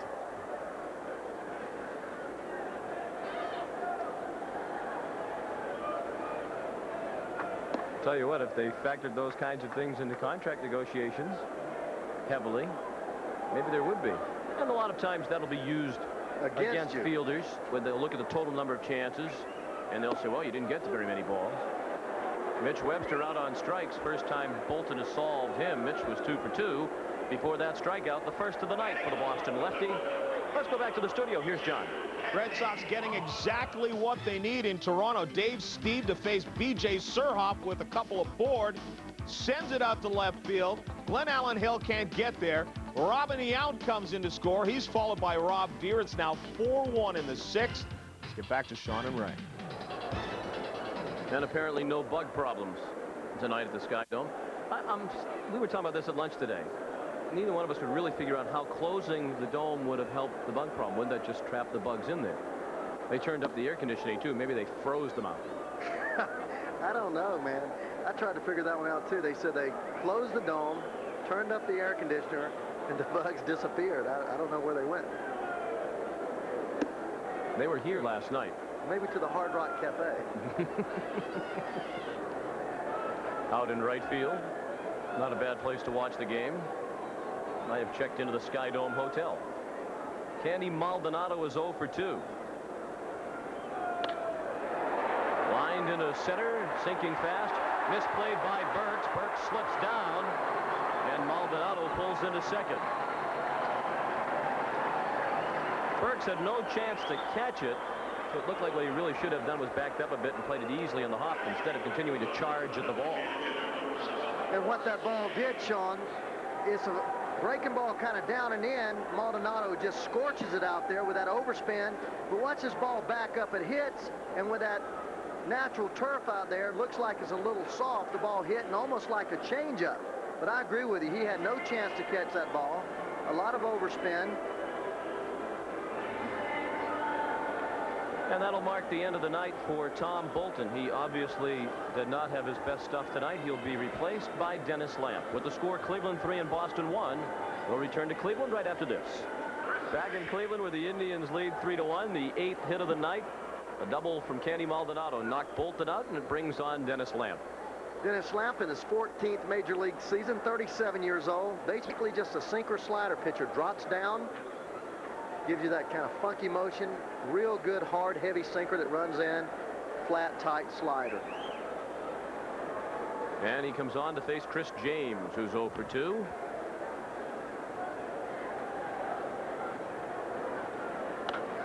Up the middle, Barrett is playing him perfectly. He'll go to third, bogs the tag, and Maldonado is out. Well, Marty Barrett over his career has had the reputation for being a very heady ball player, and there was a smart play. Boy, he's a smart player. I'm just amazed at how quickly he got to that ball. That ball was hit hard, and he caught that ball right at the bag on the high hop, reacting, knowing that as soon as that ball was hit, if he charged it and got to the ball quickly, he had a play at third base. If he waits for that ball at all, he does not have a play over there. And you're right. He earned a reputation amongst his peers as being one of the headiest baseball players around. He's pulled the hidden ball trick on 2 occasions over his major league career. Brooke Jacoby, the batter. He bounced into a double play, 6-4-3 in the second. He walked and scored one of the 2 Cleveland runs in the 4th. Indians lead 3-1. They're batting with 2 outs in the 5th. The runner at first. Look how far he catches this ball. Catches that ball right in front of the bag. That ball was hit pretty hard. He was playing way up the middle, and that's another thing about Marty Barrett. He does not have very good range, but he positions himself for each hitter, pays close attention to the pitch selection, moves around between pitches, and as a result, when you look at the stats at the end of the year, we were talking about total chances. He's right up there in number of total chances. That is when he was a regular. Obviously, he won't be this year because he hasn't played much. And I sympathize with Marty. You know, I went through that near the latter part of my career, playing every day for 8 or 9 years, being a very good quality ball player, and he has been. I mean, I hated to see him up there when we played them in clutch situations, World Series and then 87 and 88. Reed, the short way to Barrett, that ends the inning. Dennis Lamp comes on and does the job nicely after 5-3-1 Cleveland.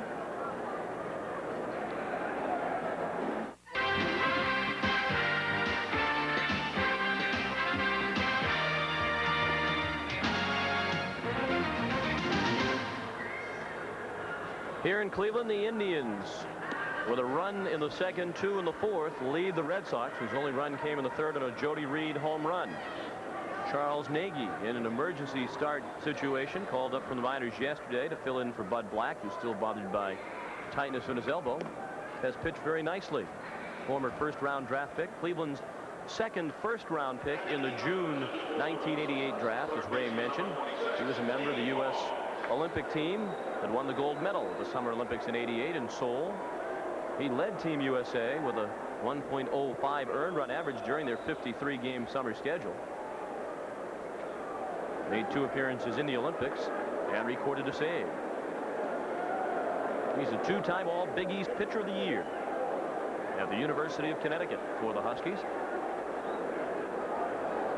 And he's working to Wade Boggs as we go to the 6th. Ball 1 low and away.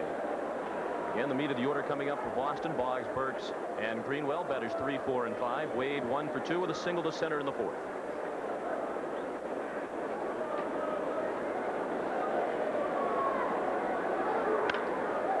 Well hit to right, but Maldonado had it played well. 1 out in the 6th. Boggs now 1 for 3.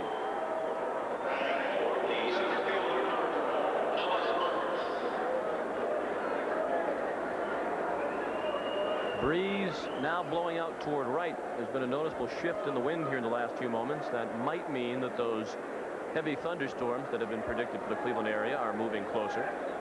We've had reports of torrential rains in Toledo to the west of Cleveland. And it's supposed to be heading in this direction.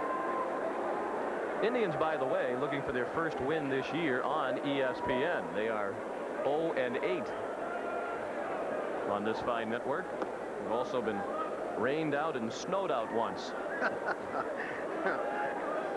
They hate to see us coming, I guess, huh? Well, we were talking to John McNamara, and we were the ones who told him about the forecast for the thunderstorms. He said, well, what else would you expect? When we're on ESPN, it's either a loss or bad weather.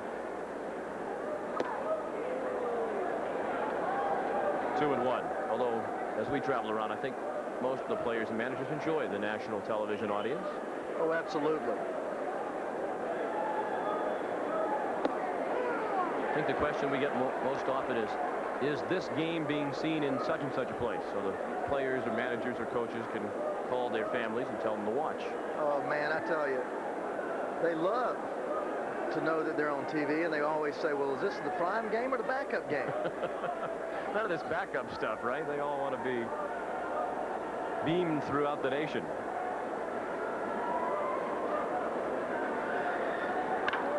Burke sends it up the middle and through.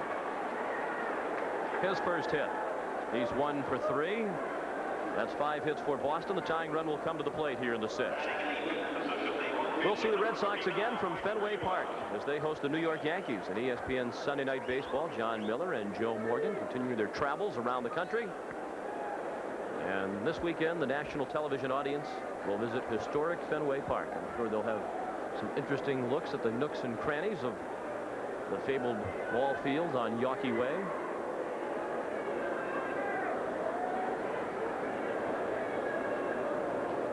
Mike Greenwell, well hit ball into right center, sinking fast. Cole, even with his speed, couldn't get to it. Bergs had to hold up to see if Cole would catch it. Greenwell's now 2 for 3. That's 3 hard hit balls in this inning. It is a warm, humid night, and perhaps Charles Nagy is tiring here in the 6th. John McNamara before the game said that he really didn't know what this kid was going to give him. He knew that he had good stuff and pitched well down at Canton Akron. You see Mark Wiley approach the mound. Greenwell again staying on that ball so well. You saw him drive the ball to left field between third and shortstop last time. Stand back, now starting to put some pressure on that 300 mark. Wiley continues his visit as right-handed submariner Steve Olin has started throwing.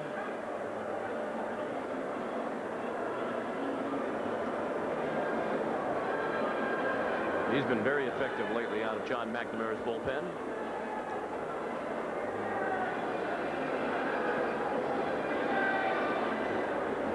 Mark Wiley, former pitching coach for the Baltimore Orioles, coming over here with Hank Peters, who is the former general manager of the Orioles, took over here, GM for the Cleveland Indians, and brought Mark Wiley along with him. One of the coaches retained by John McNamara when he took over. Dwight Evans has walked and reached on a fielder's choice. Sends that one straight back onto the screen. Indians lead 3-1. And the Red Sox are threatening with men at first and second and one out in the 6th inning. Well, you'll learn a lot about this young man right here.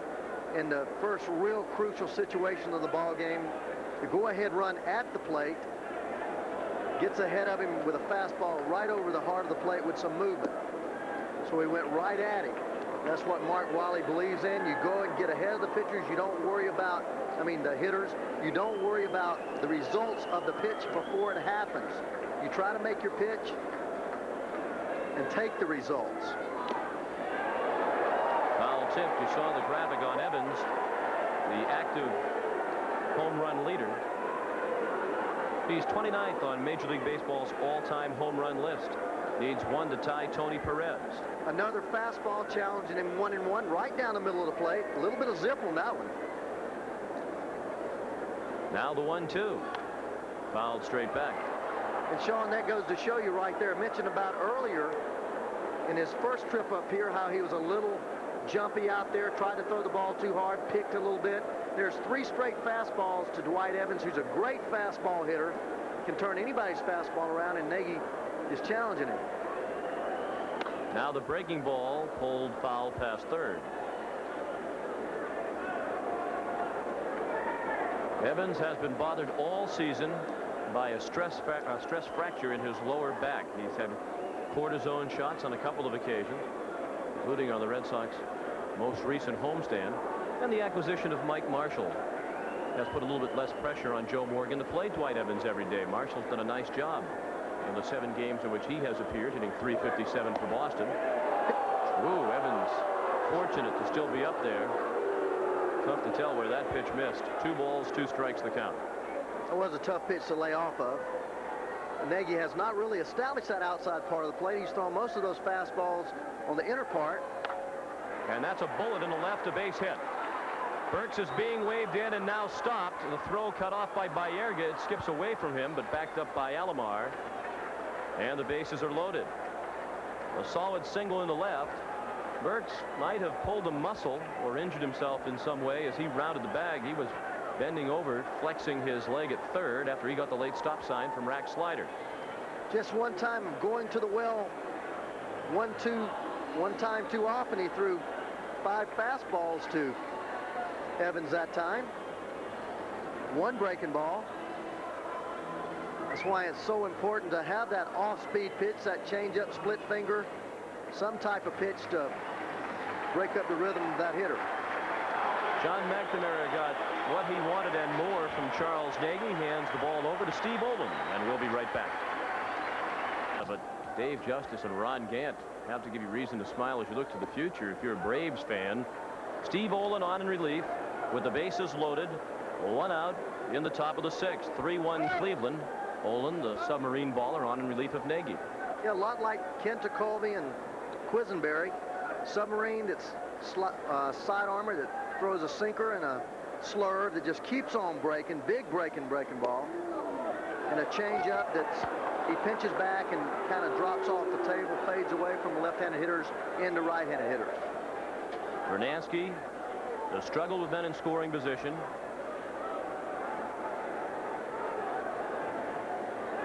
Olin, because of his delivery, particularly tough on right-handed hitters.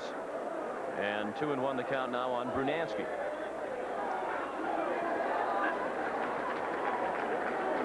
We mentioned a moment ago as Olin was warming up, he's been especially effective lately. He's allowed just 2 runs and only 1 of those earned over his last 18 innings. That's inside. And the count is 3-1 with Pena on deck.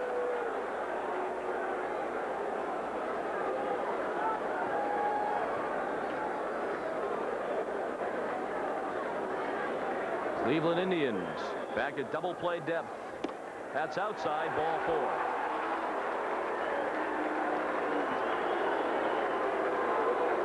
4. Burks crosses the plate as he's forced in.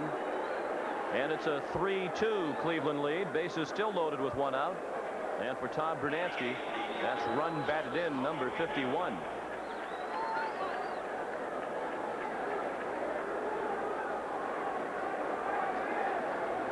Olin just dropping down and almost trying to guide this ball on the outside part of the plate. Holds on to it a little too long. Overcompensated. Everything else he's thrown's been down and in. Pena slashes 1 foul. This combination might work in Cleveland's favor. Olin, a ground ball pitcher, and Pena leads the Red Sox in double plays grounded into with 22. He has struck out and fly to center tonight. Sean, Olin is not prone to walk people. Just 14 Ks. 14 base on balls in 61 innings coming into tonight's game. Mark Wiley said that he had as much confidence in Olin as anybody on his pitching staff in his ability to throw strikes. It's a little surprising to see him walk Brunansky on 5 pitches.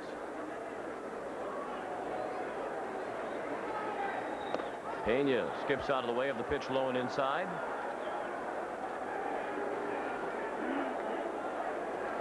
One ball, 1 strike, 1 out, bases loaded, 1 run in for Boston in the 6th.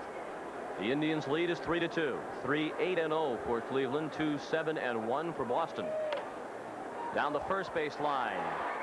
Jacoby, a little bit indecisive, finally just steps on the bag at first, and Greenwell's run ties the game. 3-3 the score.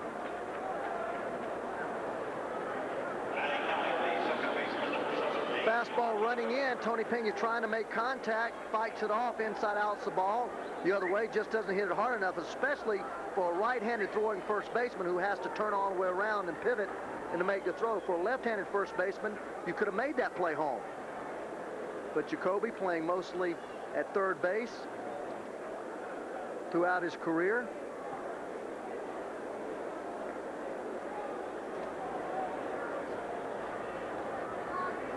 Marty Barrett looks at strike 1. Marty's 1 for 2, a single to center his last time up. It was very breezy when the game started. Wind blowing out at 17 miles per hour, but at the moment the flag hanging straight down the pole. The wind was the only thing keeping it cool. I wouldn't really say it was keeping it cool. Oh, it's smoking. Keeping it less hot. Barrett tried to check his swing. Did he? Jim Joyce? No, says the first base umpire.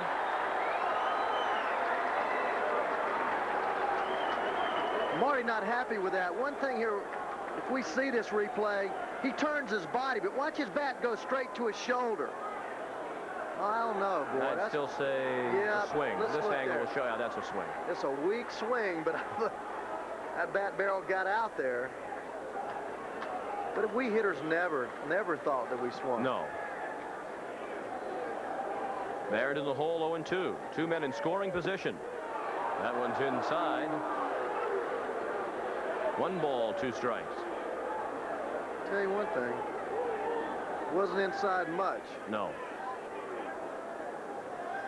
I imagine for the umpire, this takes a little bit of adjusting, just as it does for the hitters. He's looking at Olin's pitches coming from a different perspective. Up the middle, Fermin throws him out.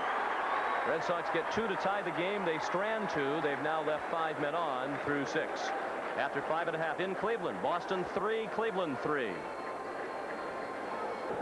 The Indians have had a lead on 2 occasions. On each occasion, the Red Sox have battled back to tie them up. We're at 3-3 as we head to the bottom of the 6th inning in Cleveland.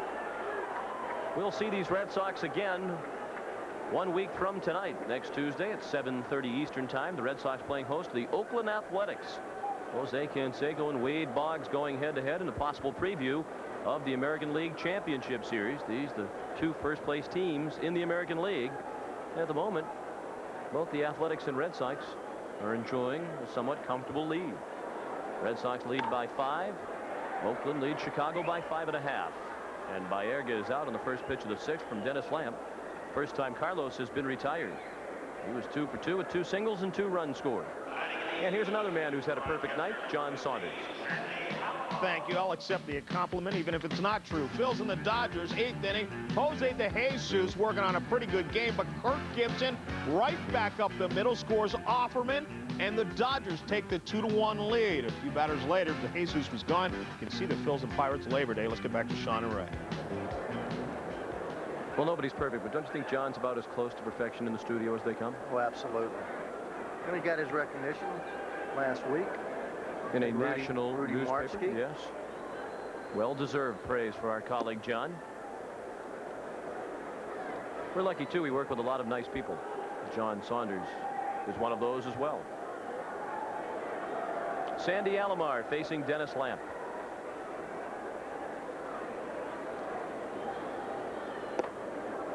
And the count quickly 3-0. Alomar's had a perfect night. He's walked and singled in a run. He's also stolen a base.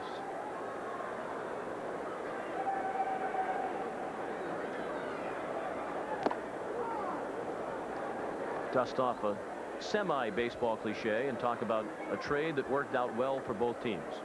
And certainly the trade between the Indians and Padres has worked out well for both teams. Joe Carter up there battling for the league lead in runs batted in, and Baerga, Alomar, and James have been a wonderful addition to this Indian ball club. Well, the Indians knew that they were a few players away. San Diego thinking they were only one player away, making the deal, struggling early, and as has been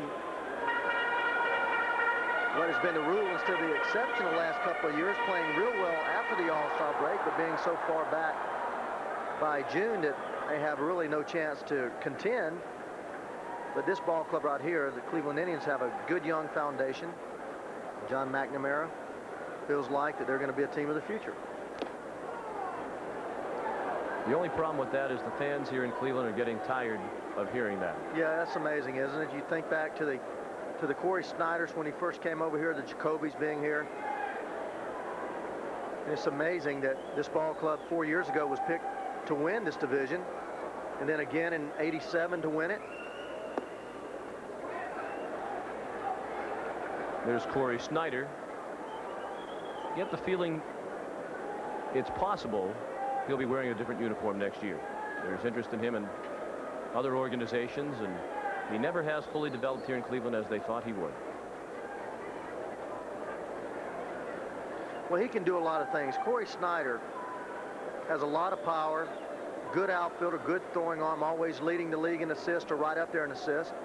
But he has to learn to dissect that plate. He swings at a lot of bad pitches. It's gotten around the league. He first came in the league and hit 270 with 28 home runs that first year. But if you throw him a strike, he's going to hurt you. You throw him something with a wrinkle in it. Fermin sends it to right. Caught by Brunansky for the second out. Or off the plate, and he chases pitches. And somebody has to get with him and get it through his mind that he has to look for pitches in areas, specific pitches. Go up there and work the count and just not swing at anything. It looks like to me that Corey looks for the baseball and says, I'm swinging at anything close, and as a result, he's lost that consistency and that confidence. Back to the top of the order for the 4th time. Alex Cole in his 3-3 game in the 6th with 2 outs and a runner at first. Ball 1 thrown by Lamp. Cole's just 25 years old. Started his career in the St. Louis organization, traded to San Diego, and then traded by the Padres to Cleveland last month. 2-0 the count. Dennis Lamp has had his problems lately. He said the biggest problem has been lack of work. Earlier in the season when the Red Sox starting pitchers were struggling, that was not a problem, but the starting pitchers have pitched so well lately, he hasn't had much of an opportunity to pitch. And it's so tough for those bullpen guys in Dennis Lamp's situation to throw during those long spells in the bullpen on the side, because they don't know if today's the day they're going to come in. He said his arm just doesn't feel quite right. Cole slices one into the stands in the left. 2-2. Sean, it is a double-edged sword. You see pitching staffs always complaining about middle relievers, not having the middle relievers. Well, if you have a great starting staff, your middle relievers aren't going to be effective because they don't get enough opportunity to pitch. Joe Morgan had a good line about that the other day in Toronto.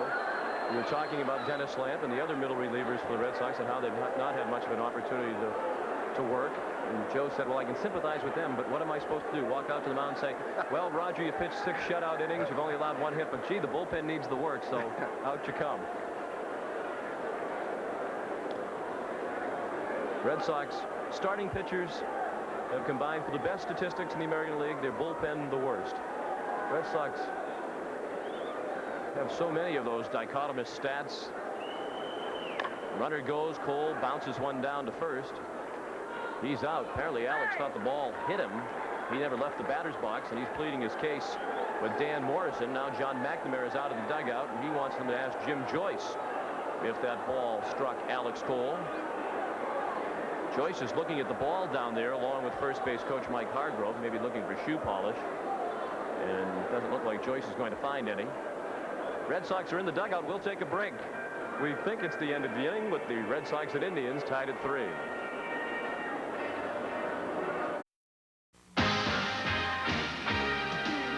ESPN Baseball Tonight, brought to you by Sterling. See your Sterling dealer about 0% APR financing or leasing with no charge maintenance included. By Budweiser, the king of beers. Remember, know when to say when. By Glidden, the paint that more people have switched to over the last 5 years than any other brand. And by Pioneer, the leader in combination CD laser disc players and multi-play CD systems for the home. Pioneer, the art of entertainment. Through 6, we're tied at 3. The Indians with 1 more hit than the Red Sox. The Red Sox have committed the game's only error. It did not prove costly.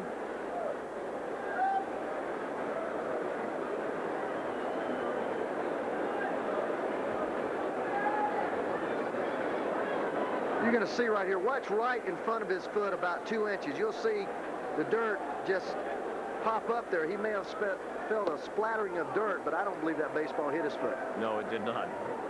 Good try, though. He knew he was going to be out on the routine ground ball to first. Might as well give it the old college try. Jody Reed against Steve Olin. That's out of play. 0-2 the count. Reed has flied to left, homered to left, a solo shot in the 3rd, and in the 5th he walked.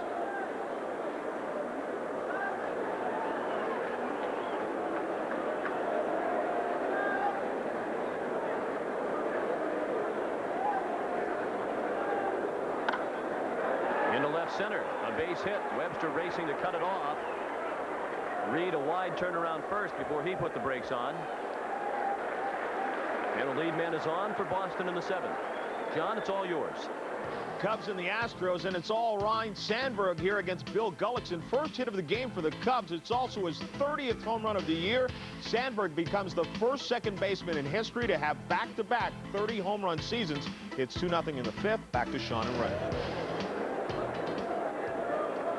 Wow. Wow, indeed. We'll have a few more before the year's through. Quintana, a nice bunt down the 3rd base line. Baerga throws him out. That'll be a sacrifice for Quintana. Gets Reed in a scoring position with 1 out. The play goes 5-3 on Quintana for the first out of the inning. Well, those little things are the reasons why the Boston Red Sox win. We hammered the Toronto Blue Jays last week and failing to be able to execute the fundamental things, bunting, getting guys over, hitting behind the runner, scoring with sacrifice flies. Boston Red Sox have done that all year. Toronto Blue Jays have only used the sacrifice bunt 15 times this year. Indians are going to pitch around Boggs. By comparison, that was the 39th successful sacrifice by the Boston Red Sox. I was amazed to find out, in the words of Cito Gaston over the weekend, Manny Lee cannot bunt. How can a guy who's basically a slap-hitting second baseman not bunt? Well, that's a pet peeve with me, Sean. I've seen that all year long. I think bunting has become a lost art. I don't know if it's the AstroTurf or what. But Manny Lee is the ideal person with that great speed that he has. Not a power hitter. He hit 292 last year, but still, he's the type of guy that if he gets bunts down, he can get 12, 15 hits a year. That's 25, 30 points on your batting average. Plus, you advance the runners. But Cito Gaston said not only can he not bunt, he can't pull the ball with a runner on second base, so that's very tough. Well, Ellis Burks has a chance to add to his early lead in the American League Player of the Week sweepstakes. He got off to a great start in that direction last night with his 4 for 5 and 2 homers. He's 1 for 3 with a run scored tonight. He singled and scored last inning. First and second, 1 out. 3-3 the score in the 7th. Olin missed low and inside with ball 1 to Ellis Burks. There's one thing about being hot, too, and Ellis Burks seems to like to swing the bat with runners in scoring position already with 70 RBIs this year. Seems that when you're hot, you always come up in hitting situations with pressure on the pitcher. I always like to hit with runners in scoring position. I always felt the pressure was on the pitcher. It seemed that you got a lot of fat pitches. I don't know if they squeeze the ball a little tighter or force it a little bit, but the breaking ball sometimes just hung there and fastballs didn't have the zip on them. Olin misses inside with 3 straight pitches, 3-0. And that'll get pitching coach Mark Wiley trotting to the mound.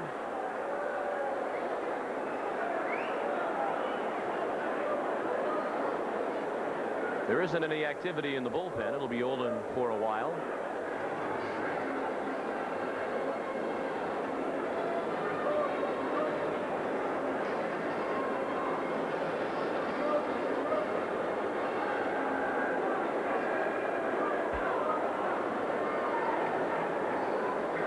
Well, if you're Ellis Burks, you're hot. The count's 3-0. What do you do? Take all the way, or if you get one you can drive it? Well, the way he's swinging the bat, I would give him the hit here, and if he gets a pitch in the area, he's got to know if he can handle it or not. Talked about that before. I never liked hitting in this situation.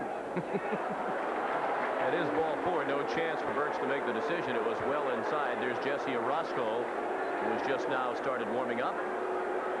Walks not a problem for Olin coming into tonight, but he's walked 3, one of those intentional, the other 2 unintentional. And the Red Sox have the bases loaded again with 1 out. And one of their hottest hitters at the plate, Mike Greenwell, 2 for 3 tonight. He's hit in 9 of his last 10. He has 2 singles. He scored a run. Well hit up the middle. Fermin, Brown. Greenwell slides, but he is out. A big double play turned by the Indians. The 6-4-3 twin killing ends the inning. The Red Sox have now stranded 7. At the stretch in Cleveland, 3-3. Well, Blue Jay fans continue to look for signs that their team is going to mount a surge and get back on the heels of the Red Sox. But you saw them and I saw them over the weekend. They looked like a team without a lot of life. They're really struggling. Talked about going to clubhouses and finding out the attitude of the ball club and the fervor of the ball club, and they were just very quiet. Not a whole lot of pep, not a whole lot of energy. It's very much a struggling ball club. Jerry Brown 0 for 2. He's been hit by a pitch. He's beginning the bottom of the 7th against Dennis Lamp. He's pitched an inning and 2/3 of shutout relief for Tom Bolton. Brown sends Bernansky back deep to right. And Bernansky makes the catch just in front of the warning track. He was playing shallow. He had a long way to go. And that breeze, which has been blowing out, then stopped for a while, was now back and blowing. And it looks like it's blowing in from center field. Certainly feels like it is, as we're getting a bit of a breeze into the press box behind home plate. A slider from Dennis Lamp. Dennis Lamp doesn't even look at it. Jerry Brown hit the ball very well, but as you mentioned, Sean, the wind is blowing pretty briskly in from center field. Held that ball up a little bit. Mitch Webster looks at a fastball for strike 1. He's up for the first time against Lamp. Against Bolton, he went 2 for 3 with 2 singles and a strikeout, and there is the breeze that has picked up and is now blowing in off Lake Erie. Late swing of the fastball, 0-2. The starter Bolton went 4 1/3 innings Had one of his tougher outings of the year. 8 hits, 3 runs, all earned. Bolton walked 3, struck out 1, and hit a batter. He's off the hook as far as a loss is concerned. Well, Sean, I finally know where those gnats went in Toronto. They showed up here in Cleveland. They're buzzing around here. Came across the lakes. They were here last night. Oh, were they? Not as bad as they were in Toronto, apparently. Webster strikes out for the second time in as many at-bats now. First strikeout for Lamp, and the second for Boston pitchers. Here's the double play that ended the Red Sox half of the 7th. Jerry Brown getting rid of the ball extremely well, choosing to stay on the base, using the base as protection from that runner coming in from first base. But Greenwell sliding, and I don't ever recall a guy sliding feet first. I remember Chet Lemon used to always slide head first to try to beat that throw, but I've always felt that slowed you down. Maldonado 1 for 3 with a double into center field his last time up. Does Greenwell do that often? Have you ever seen him do that? He's done it on a couple of occasions.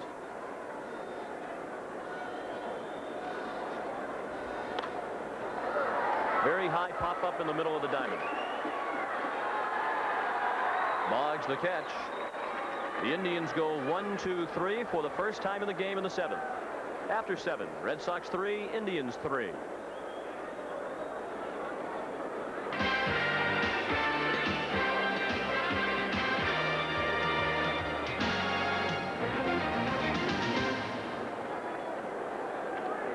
Through 7.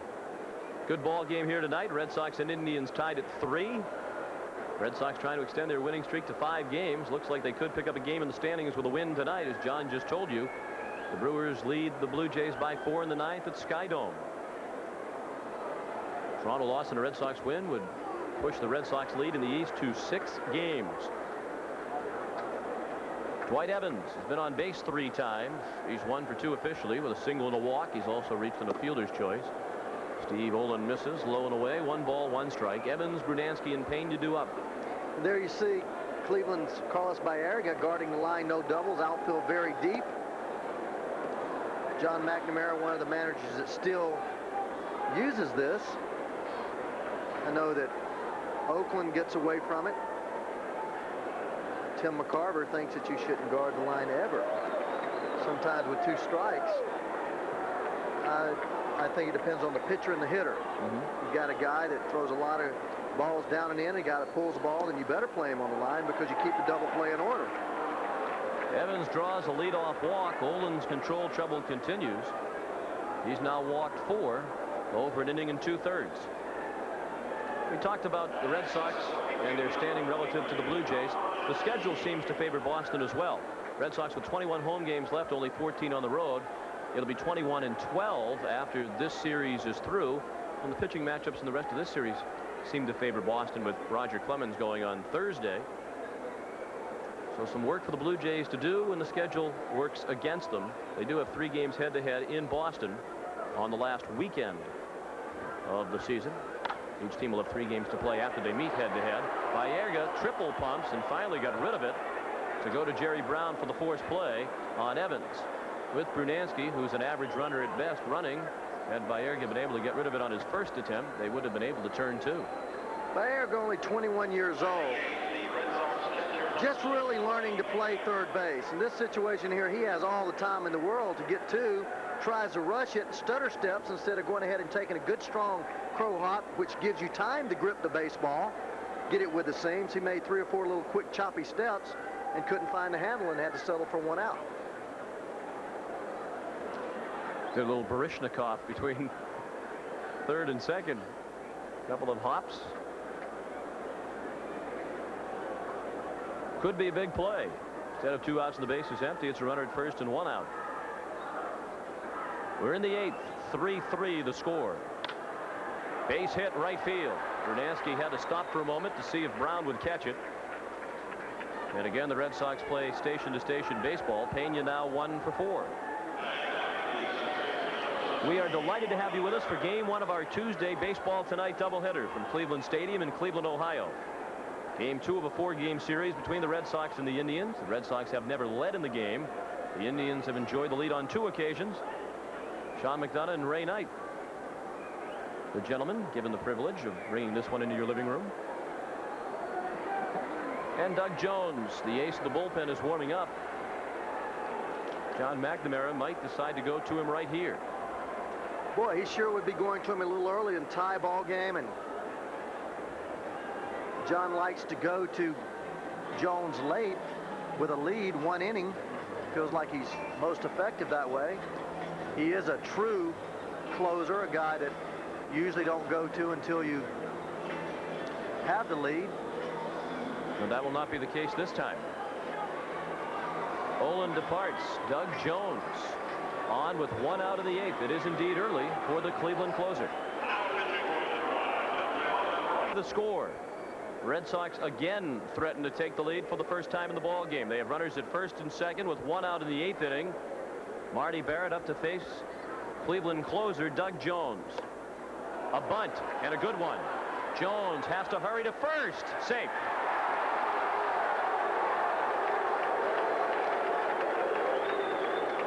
Showing just another heads-up play by Marty Barrett, knowing that Doug Jones has that great changeup, a great sinker, out to hit the ball on the ground. Marty, seeing the third baseman Baerga back for the double play, drops a perfect bunt down to get that runner over to third base with 1 out. Barely beats the throw. Jones, great play getting off that mound. He's a big man. Safe. He's safe. The umpires have been right on it tonight. Doug Jones, a fastball to Jody Reed. Bases loaded, 1 out. Infield back looking for a double play. Reed is singled and homered. He's also walked. He scored 1, driven in 1 with the home run, knocked himself in. He's 4 for 9 with the bases loaded this year. He's also walked twice and delivered a sacrifice fly in 12 plate appearances with the bases full. Fastball in for a strike.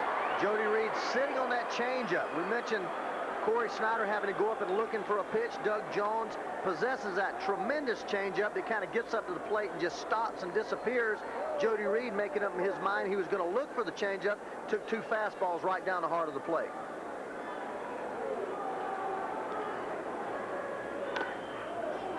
Fouled it at home plate. It dribbled down the first base line. Jody trying to get rid of the pain. We mentioned that it's unusual for Doug Jones to be in a tie ball game and to be in with 5 outs at least to get, but he hasn't pitched in a while. Sean, you're exactly right. He hasn't pitched since the 22nd. That's 6 days that he hasn't thrown. In a situation like that, as you see his line there, you can go out there and let him throw 2 innings plus. In fact, his last outing against Milwaukee on the 22nd of August, he went 2 innings. Got his 34th save. So he hasn't been used in almost a week, so he's fresh and can throw a lot of pitches. Slowly to second. They'll have to hurry to turn 2. And they do. Al Bumbry, the first base coach, arguing that call with Jim Joyce. For the second straight inning, the Red Sox load the bases with 1 out. And for the second straight inning, the Indians turn the big double play that ends the threat. Very close at first.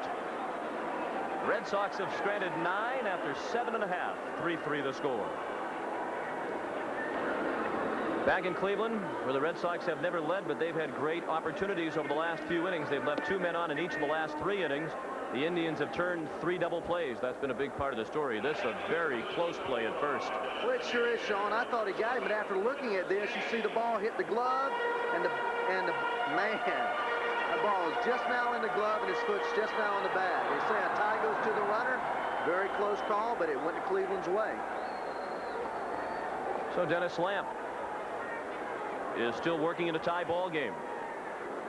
He'll face Chris James to start the bottom of the 8th. Lamp's retired 5 in a row.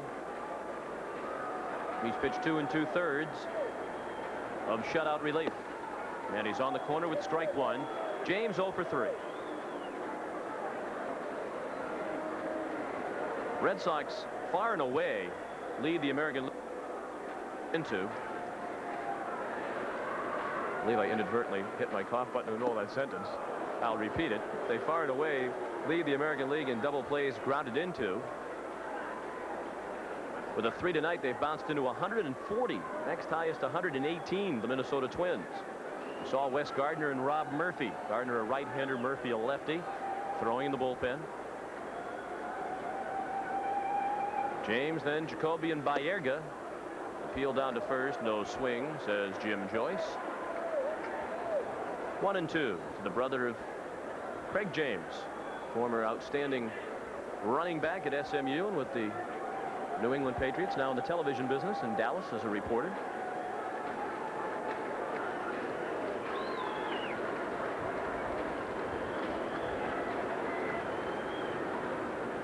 Struck him out. Put the breaking ball low and away. James, the first out of the Cleveland 8. That's 2 strikeouts for Dennis Lamp. Lamp just pounded James with breaking balls, one after another, 3 straight. Chris looking like he's guessing fastball there, and everything was gone. Brooke Jacoby 0 for 2 with a walk and a run scored in the 4th. The ball inside. We talked earlier about how it was a small ballpark with the wind blowing out. It's going to take a pretty well hit ball to get out of here now. That wind is blowing in with some authority from straightaway center field, right in toward home plate. Sean, it's a very fair ballpark with no wind. It's a huge park with wind blowing in. It's a small park with it blowing out. So it's a little bit of everything. Yeah, well, it's directly related to the wind off the lake, but when you take batting practice, if it's calm, the ball gets out of here pretty good. If you hit it solid, it'll go. But when it's blowing in like this, you can hit a cannon, and it's not going to go anywhere. 2-1 the count. I mean, that's a strong breeze blowing all of our papers up here. Blowing your hair. Yeah, that could work for you too. Your hair. Both of mine are blowing. Yeah. Yes. Well hit down the left field line. It is a home run. A line shot through the wind into the seats and left, just inside the foul pole. And the Indians have taken the lead for the 3rd time, 4-3, on Brooke Jacoby's 13th home run of the season.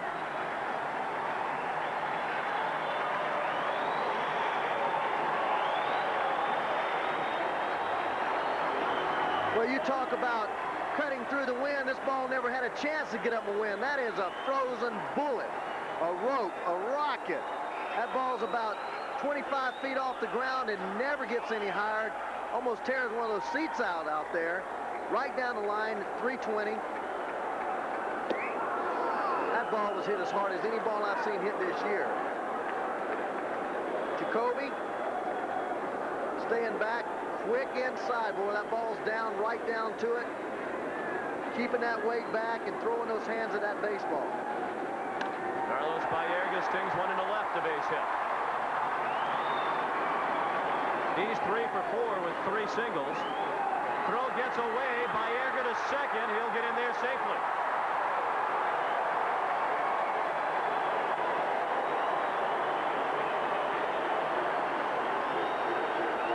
No excuse for that.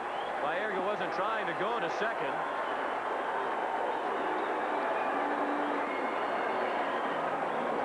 Baerga showing you that ability that I don't know what happened there. The ball just bounded away. Greenwell coming up throwing the ball and short hopping. Ball just short hops Monty Barrett. But as you say, Sean, just an unnecessary rush throw. I don't know why he didn't come up and just hit the cutoff man, Jody Reed. It's a single for Baerga, an error charge to Greenwell. 4-3 Cleveland. Wes Gardner, the new pitcher. Stadium, bottom 3rd of the Indians' order, doing the damage. 5 for 7. They've driven in all 3 runs. Fermin has 2 of them. The Red Sox go on and lose this one. They'll remember the 7th and the 8th when they had the bases loaded with 1 out and failed to score in each of those innings because they bounced into inning-ending double plays. And Brooke Jacoby, through the wind, the line drive home run off Dennis Lamp has given Cleveland a 4-3 lead here in the bottom of the 8th. Wes Gardner on for the first time since August 13th. And he's in with strike one to Sandy Alomar. John Wes Gardner, 29 years old, basically a sinker slider pitcher. Runs the ball in, sinks it a little bit, little cutter, gets on top of it sometimes and throws a curve, but basically a two-pitch pitcher to an occasional changeup.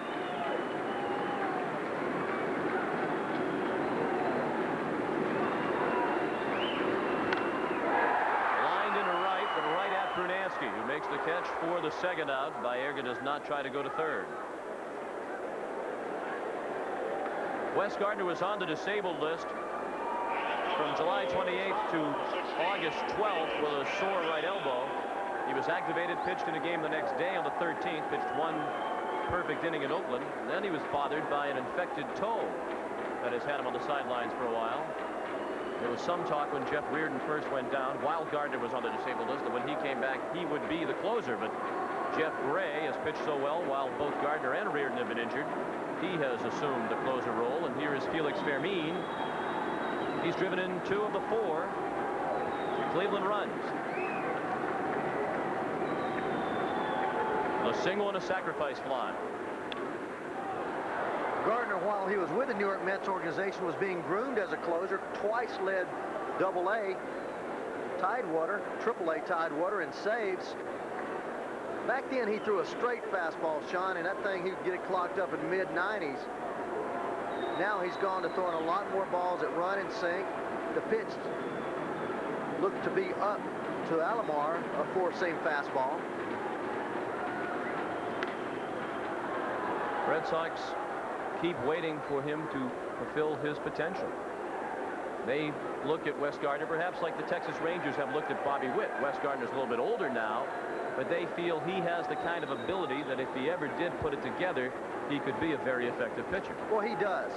You know, being in spring training with him a couple of years, and after he got called up in '85, he really had great pop on that fastball and the right makeup. He was a country boy that went out and threw hard and went at you hard, battled you from the beginning of the time he was out there to the end, and never gave in. That wound up in the infield between the mound and third base. Rich Dower gave it back to the bat boy. Fermin, as we mentioned earlier, a very tough guy to strike out. He's hanging tough at 0-2. Reminds me of Bill Buckner, doing anything to make contact.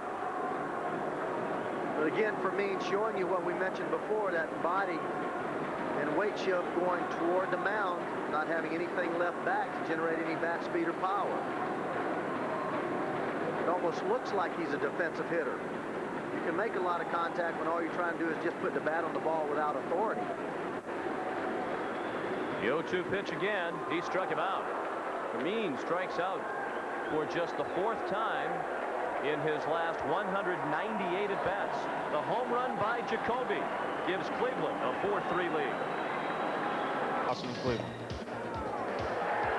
And the Brewers will go for a sweep of that series in Toronto tomorrow behind their leading winner, Mark Knudsen.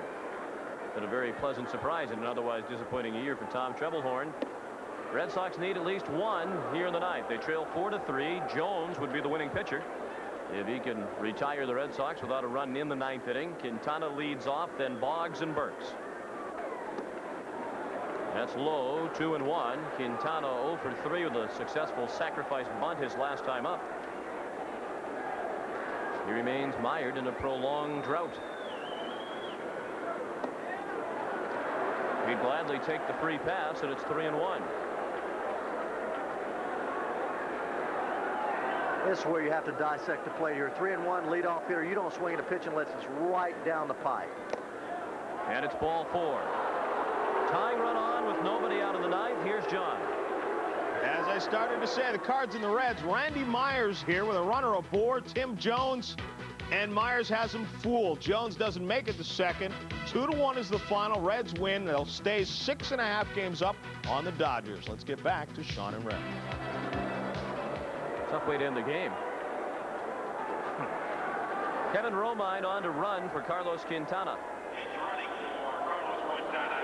Romine not a speed burner, but he runs better than Quintana.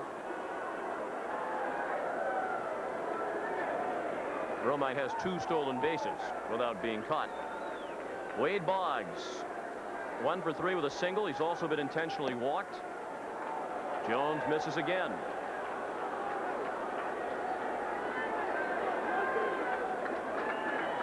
Remember how the Cleveland Indians played Boggs before with Baerga way in the hole. Now he's almost guarding the line, very close, even with the bag.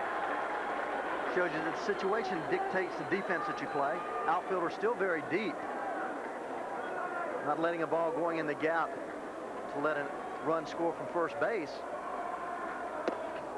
Fastball high, 2-1.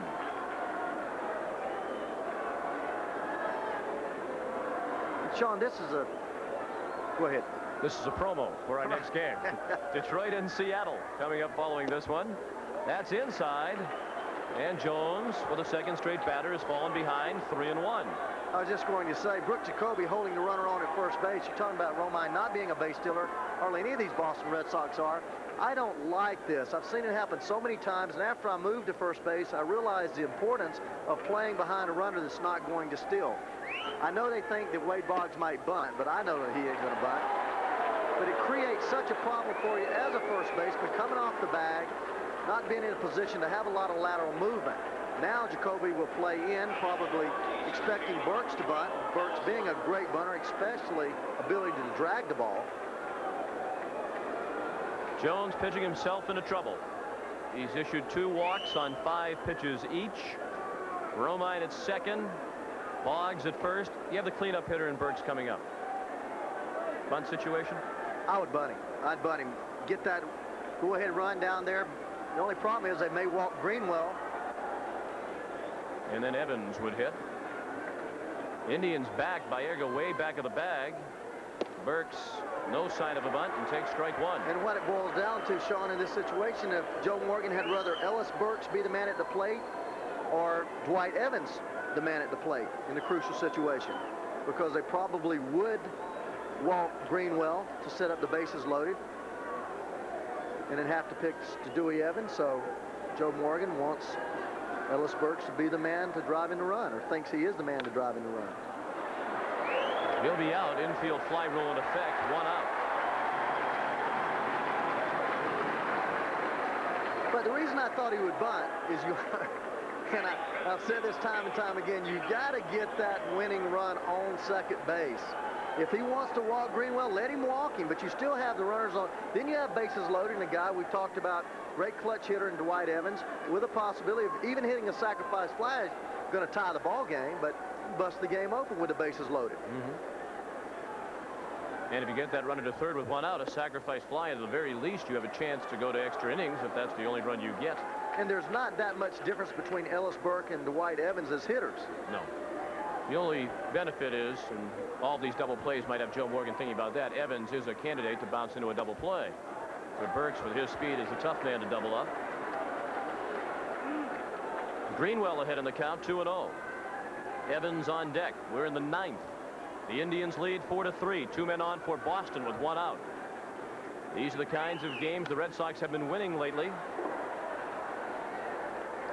That's a big difference between these two clubs. 1-run ball games. Red Sox, one of the best in the American League in 1-run decisions. The Indians, one of the worst.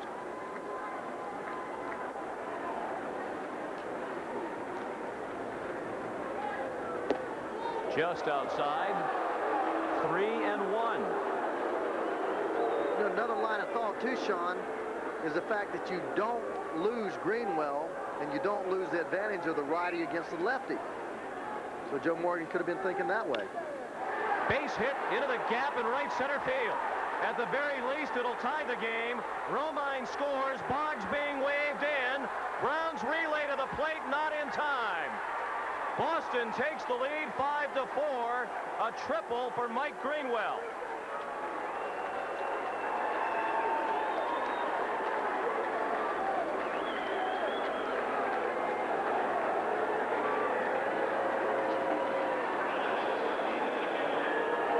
Greenwell gets jammed a little bit, hits the ball a little bit down on the bat barrel, but that fastball starting on the inside part of the plate and running back over the plate just drives the ball right in the gap. Talked about how he's begun to stay back over the last 2 months and really drive the ball.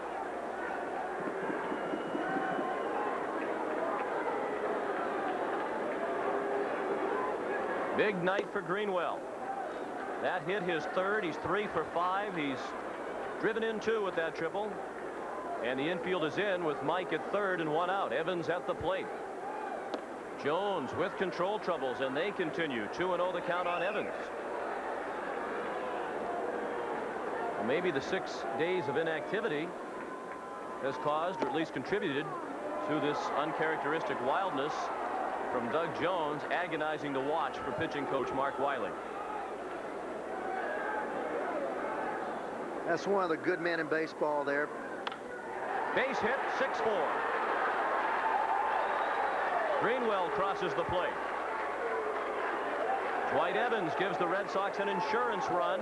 That's his second hit. He's 2 for 3. We mentioned the Red Sox record in close games, 25 and 20 in one-run decisions. Now they lead by 2. The Indians 13 and 21 in one-run games, and they had a one-run lead. They've blown it. Well, yeah, another fastball out over the plate, and the ball is just not moving as much for Doug Jones. One thing that happens when you're a single ball pitcher, when you're too strong, you throw the ball a little too firm and the ball doesn't sink as much. You lose a little bit of movement. Bernansky looks at a strike. For the Indian fans looking ahead to the bottom of the ninth, the top of the order is due up. Alex Cole, Jerry Brown, and Mitch Webster.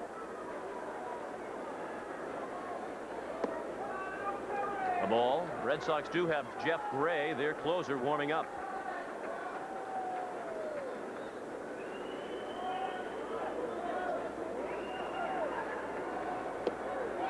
Big swing and a miss, 2-2. 2 walks and 2 hits in the ninth, resulting in 3 Boston runs.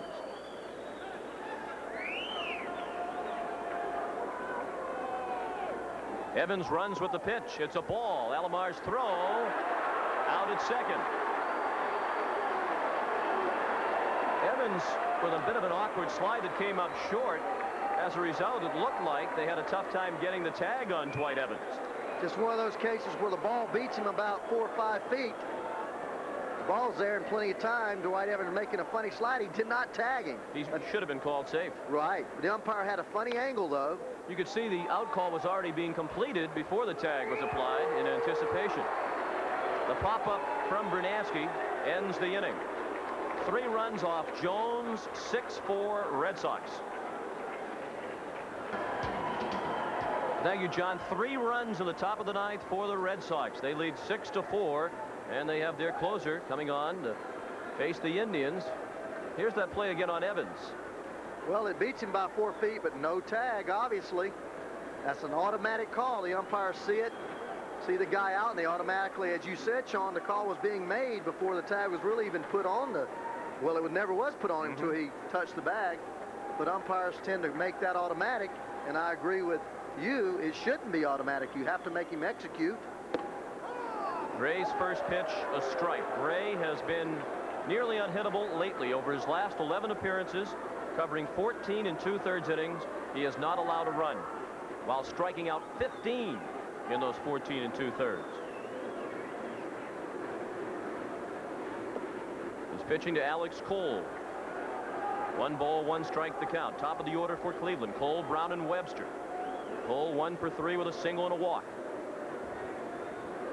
Mike Marshall is in at first base. The move made necessary as Kevin Romine ran for Quintana and scored the tying run.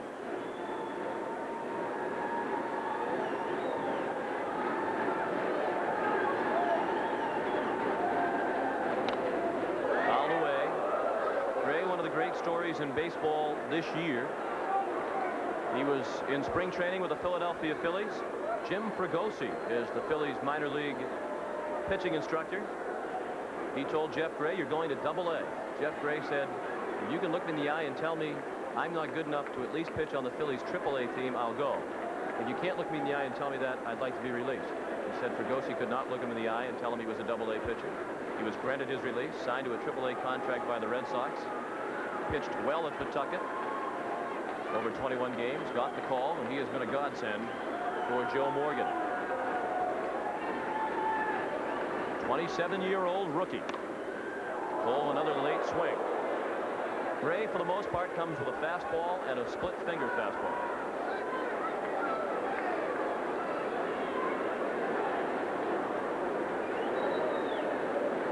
that split finger the other night in Toronto has a tendency to do a lot like a screwball would do to a left-handed hitter. It kind of just fades away.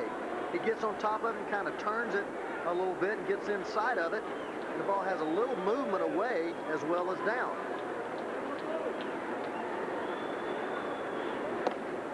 Just missed. 2-2. Ray hasn't pitched since Sunday. He's had 1 day of rest.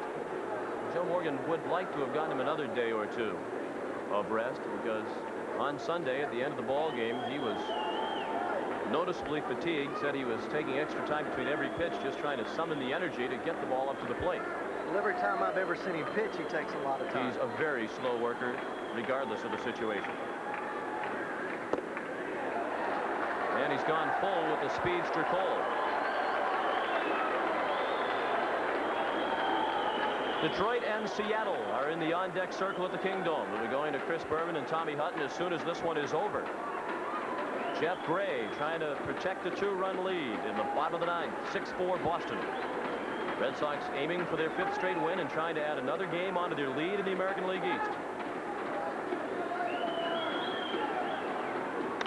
Up the middle, a base hit.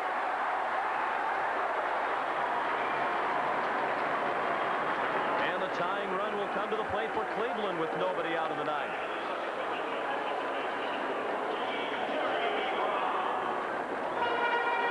Well, he comes right at him with that fastball. Good pitch down, maybe even a ball. Cole slapping at the middle.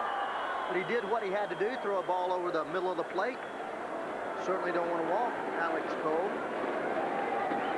The fact that they're behind by 2, does that wipe out the possibility of a steal? Well, I don't know. I haven't seen this guy. If he steals 80% of the bases, he may go, but percentage-wise, no, he shouldn't go in this situation. His run doesn't mean anything at second base. You've got to get a couple runners on and get that go-ahead run up to the plate. Jerry Brown, the batter. He looks at a ball low and inside. Brown's 0 for 3. He was hit by a pitch in the 3rd. I think he being a young base stealer, although he is on his own, John McNamara told me, they would give him the stop sign. They will do that. He is on his own, but there are times when they'll give him the stop sign. This might be one of those times. Some sort of a problem out in left field. Or perhaps they need to do some repair work to the field as the rake and shovel are coming out. Looks like there's a problem in the infield out near second base.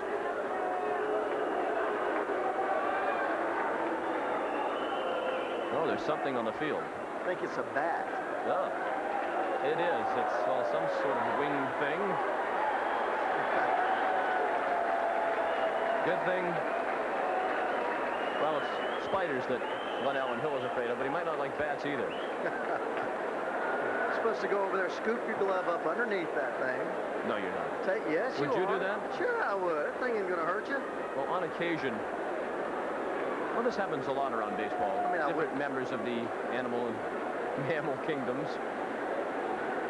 Some of the rodent population in some ballparks. That did look like a bat, didn't it?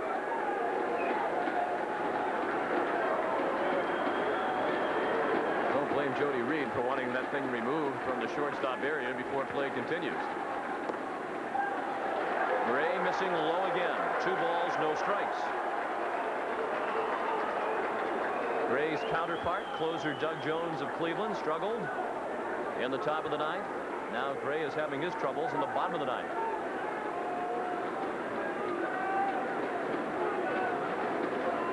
Brown the hitter, Webster on deck. A strike over the outside part of the plate.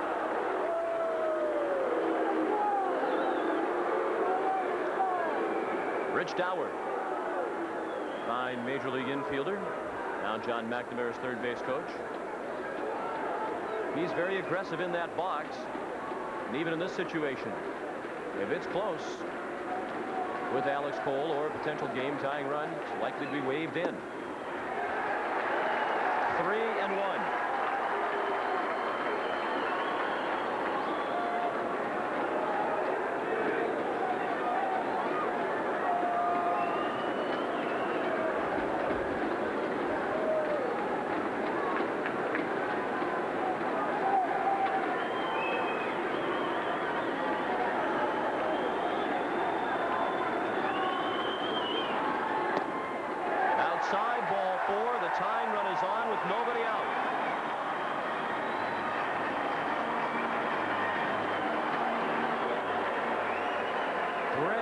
his 14 2/3 shutout inning streak has only walked 2. That's the 3rd walk he has issued now over that span.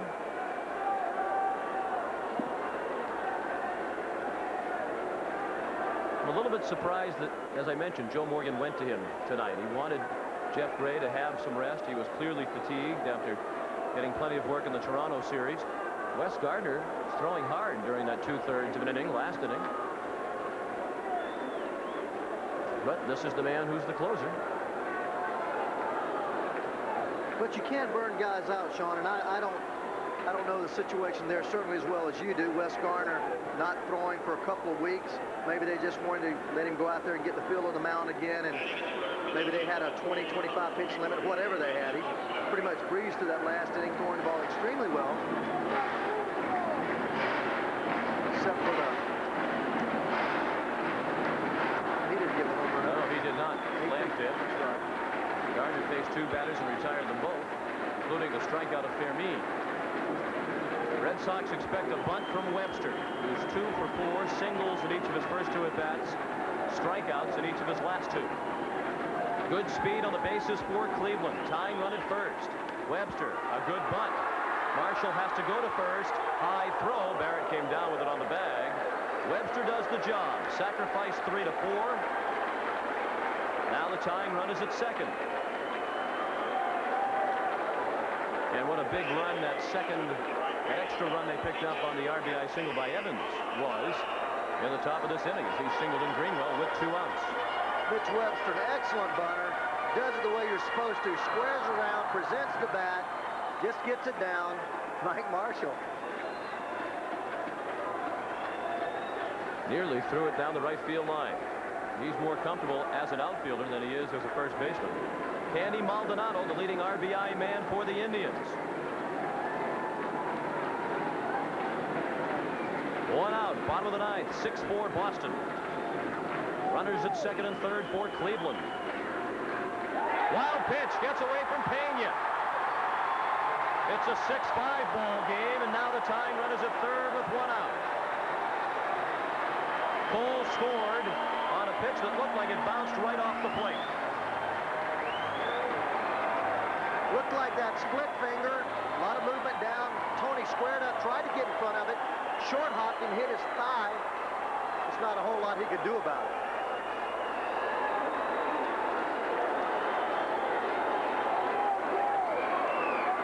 Now the infield in. Brown, the runner at third with 1 out.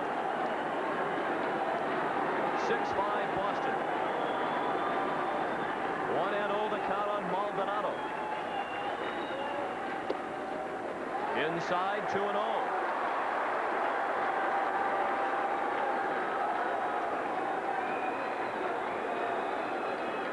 So a lot of people don't like to put the go-ahead run on first base, but I guarantee you, I'd roll the dice. I would pitch this man very tough so that you take the pressure off of those infielders and possibly.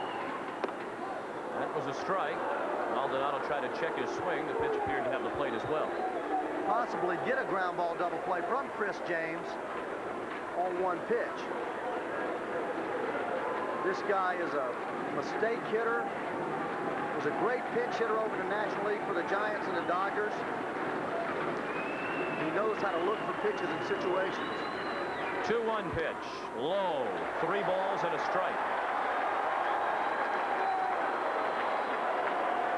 If he were someone that could steal bases and put pressure on that defense by stealing the base to get that winning run to second base, then I wouldn't think about it. But he's not a base stealer. So the worst you'd have is first and third with an opportunity to get out of the game with 1 pitch. And Gray, the kind of pitcher who induces a lot of ground balls. That's a walk. Winning run at first for Cleveland with 1 out of the 9th.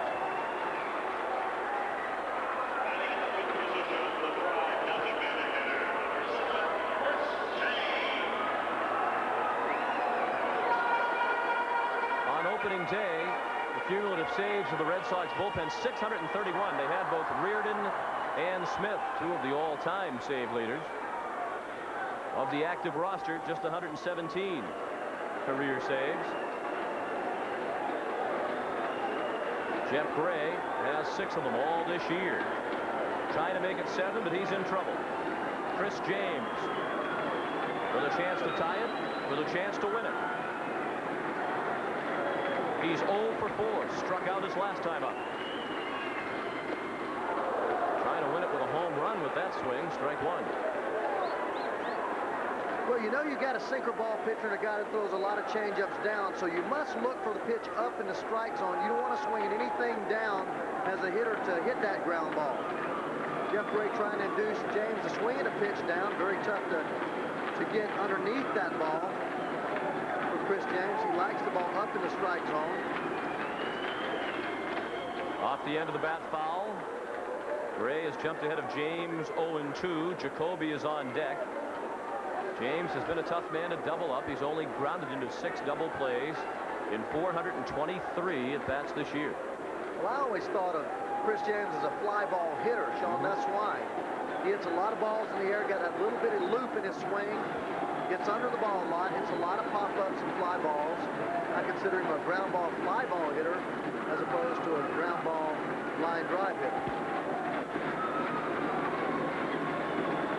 Runners at first and third, 1 out, bottom of the 9th, 1 run in for Cleveland after the Red Sox scored 3 in the top of the 9th to take a 6-4 lead. Tony wanted to go with a changeup. Jeff shook him off. Was going to try to go with a fastball. Tough to tell where that one missed. Apparently a little bit inside. James looked like a sigh of relief.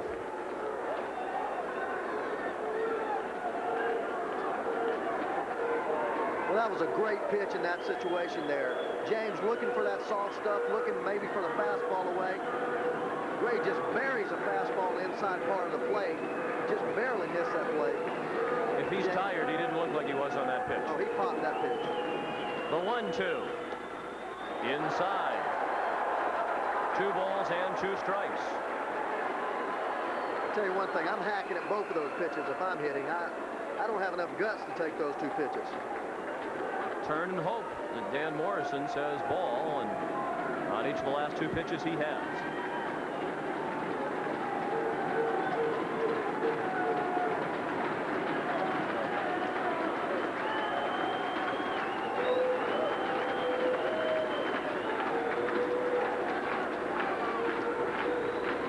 From 0-2 to 2-2, here's a big pitch. Right down the middle, strike 3.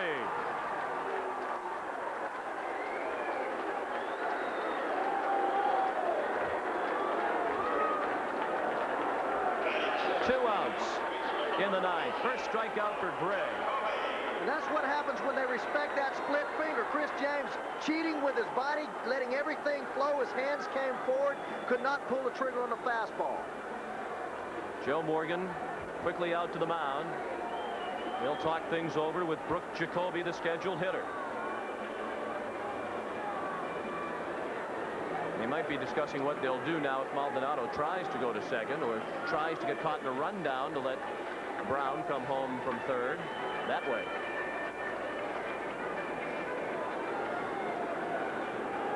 Well, there are basically 3 things they can do. They can throw through to try to get the guy. They can throw the chin play, which is with the shortstop comes straight in and the catcher throws to him, or they can fake the throw to second and gun it to third base on the I'll be there play with the third baseman covering.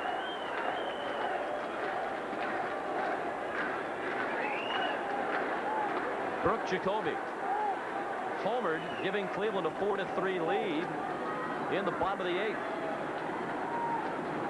Looks like that might be the game-winning blow, but the Red Sox struck for 3 in the top of the 9th on the 2-run triple by Greenwell and the RBI single by Evans.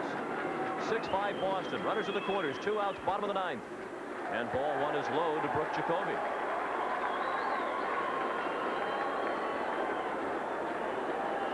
As soon as this one is over, we'll be going to the Kingdome in Seattle for the Mariners and the Detroit Tigers. And the key a lot of times is that first pitch. You got to strike in on that split finger to Chris James. He had to look for it. He threw a ball there on the split finger. And now a strike, 1-1. Was that a fastball or a split finger there? What do you think that pitch was? That was a little bit firmer than his usual split finger pitch. Had that good down movement, though.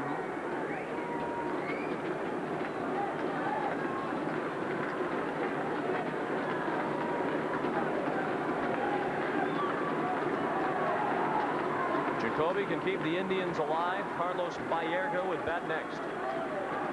Going to come with a fastball inside. And paints the corner. Jacoby protests to Dan Morrison. John McNamara now down to his final strike. Well, that's what will happen, Sean, if you start leaning out there on the outside part of the plate. You become a little blind inside. This is just a good pitch right there at that shin guard. That's usually the telltale factor. If you check the catcher's shin guards, they're usually on the outside parts of each corner of the plate. Any ball that hits the face of that shin guard has a good chance to be a strike. We saw an anxious Joe Morgan pacing in the dugout. This would be a huge win for his ball club. It's inside, 2-2.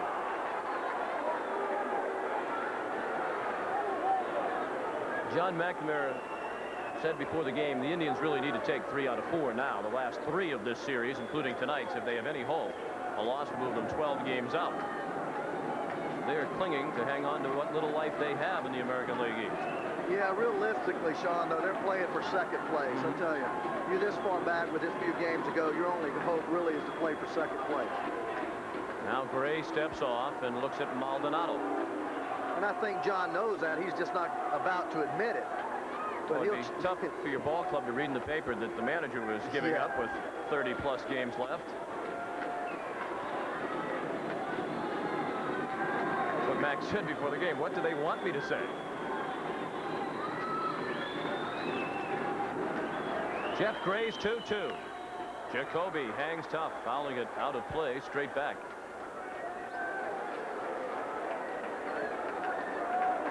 Jacoby's a tough man to strike out. This year he's fanned once every 10 at-bats. 43 strikeouts and 433 at-bats. Pardon me, partner. I've looked at pitching charts for 18 years, and by far, most hitters have gotten out on the inside part of the plate or down bad away. Jeff Gray, for a guy with relatively little major league experience, is using the inside part of that plate as well as I've seen anybody use it. Jacoby crowds the plate. Again, the 2-2. Fought off into the first base seats back of the Cleveland dugout. And just to further that thought, the reason for that is that bat barrel has to travel so far in order to hit the ball solidly. You have to get that bat barrel way out front on a pitch that's on the inside black or a ball inside. Now, you may hit it fair, but you'll get jammed on it. Usually when you hit that pitch solid, you have to pull it foul.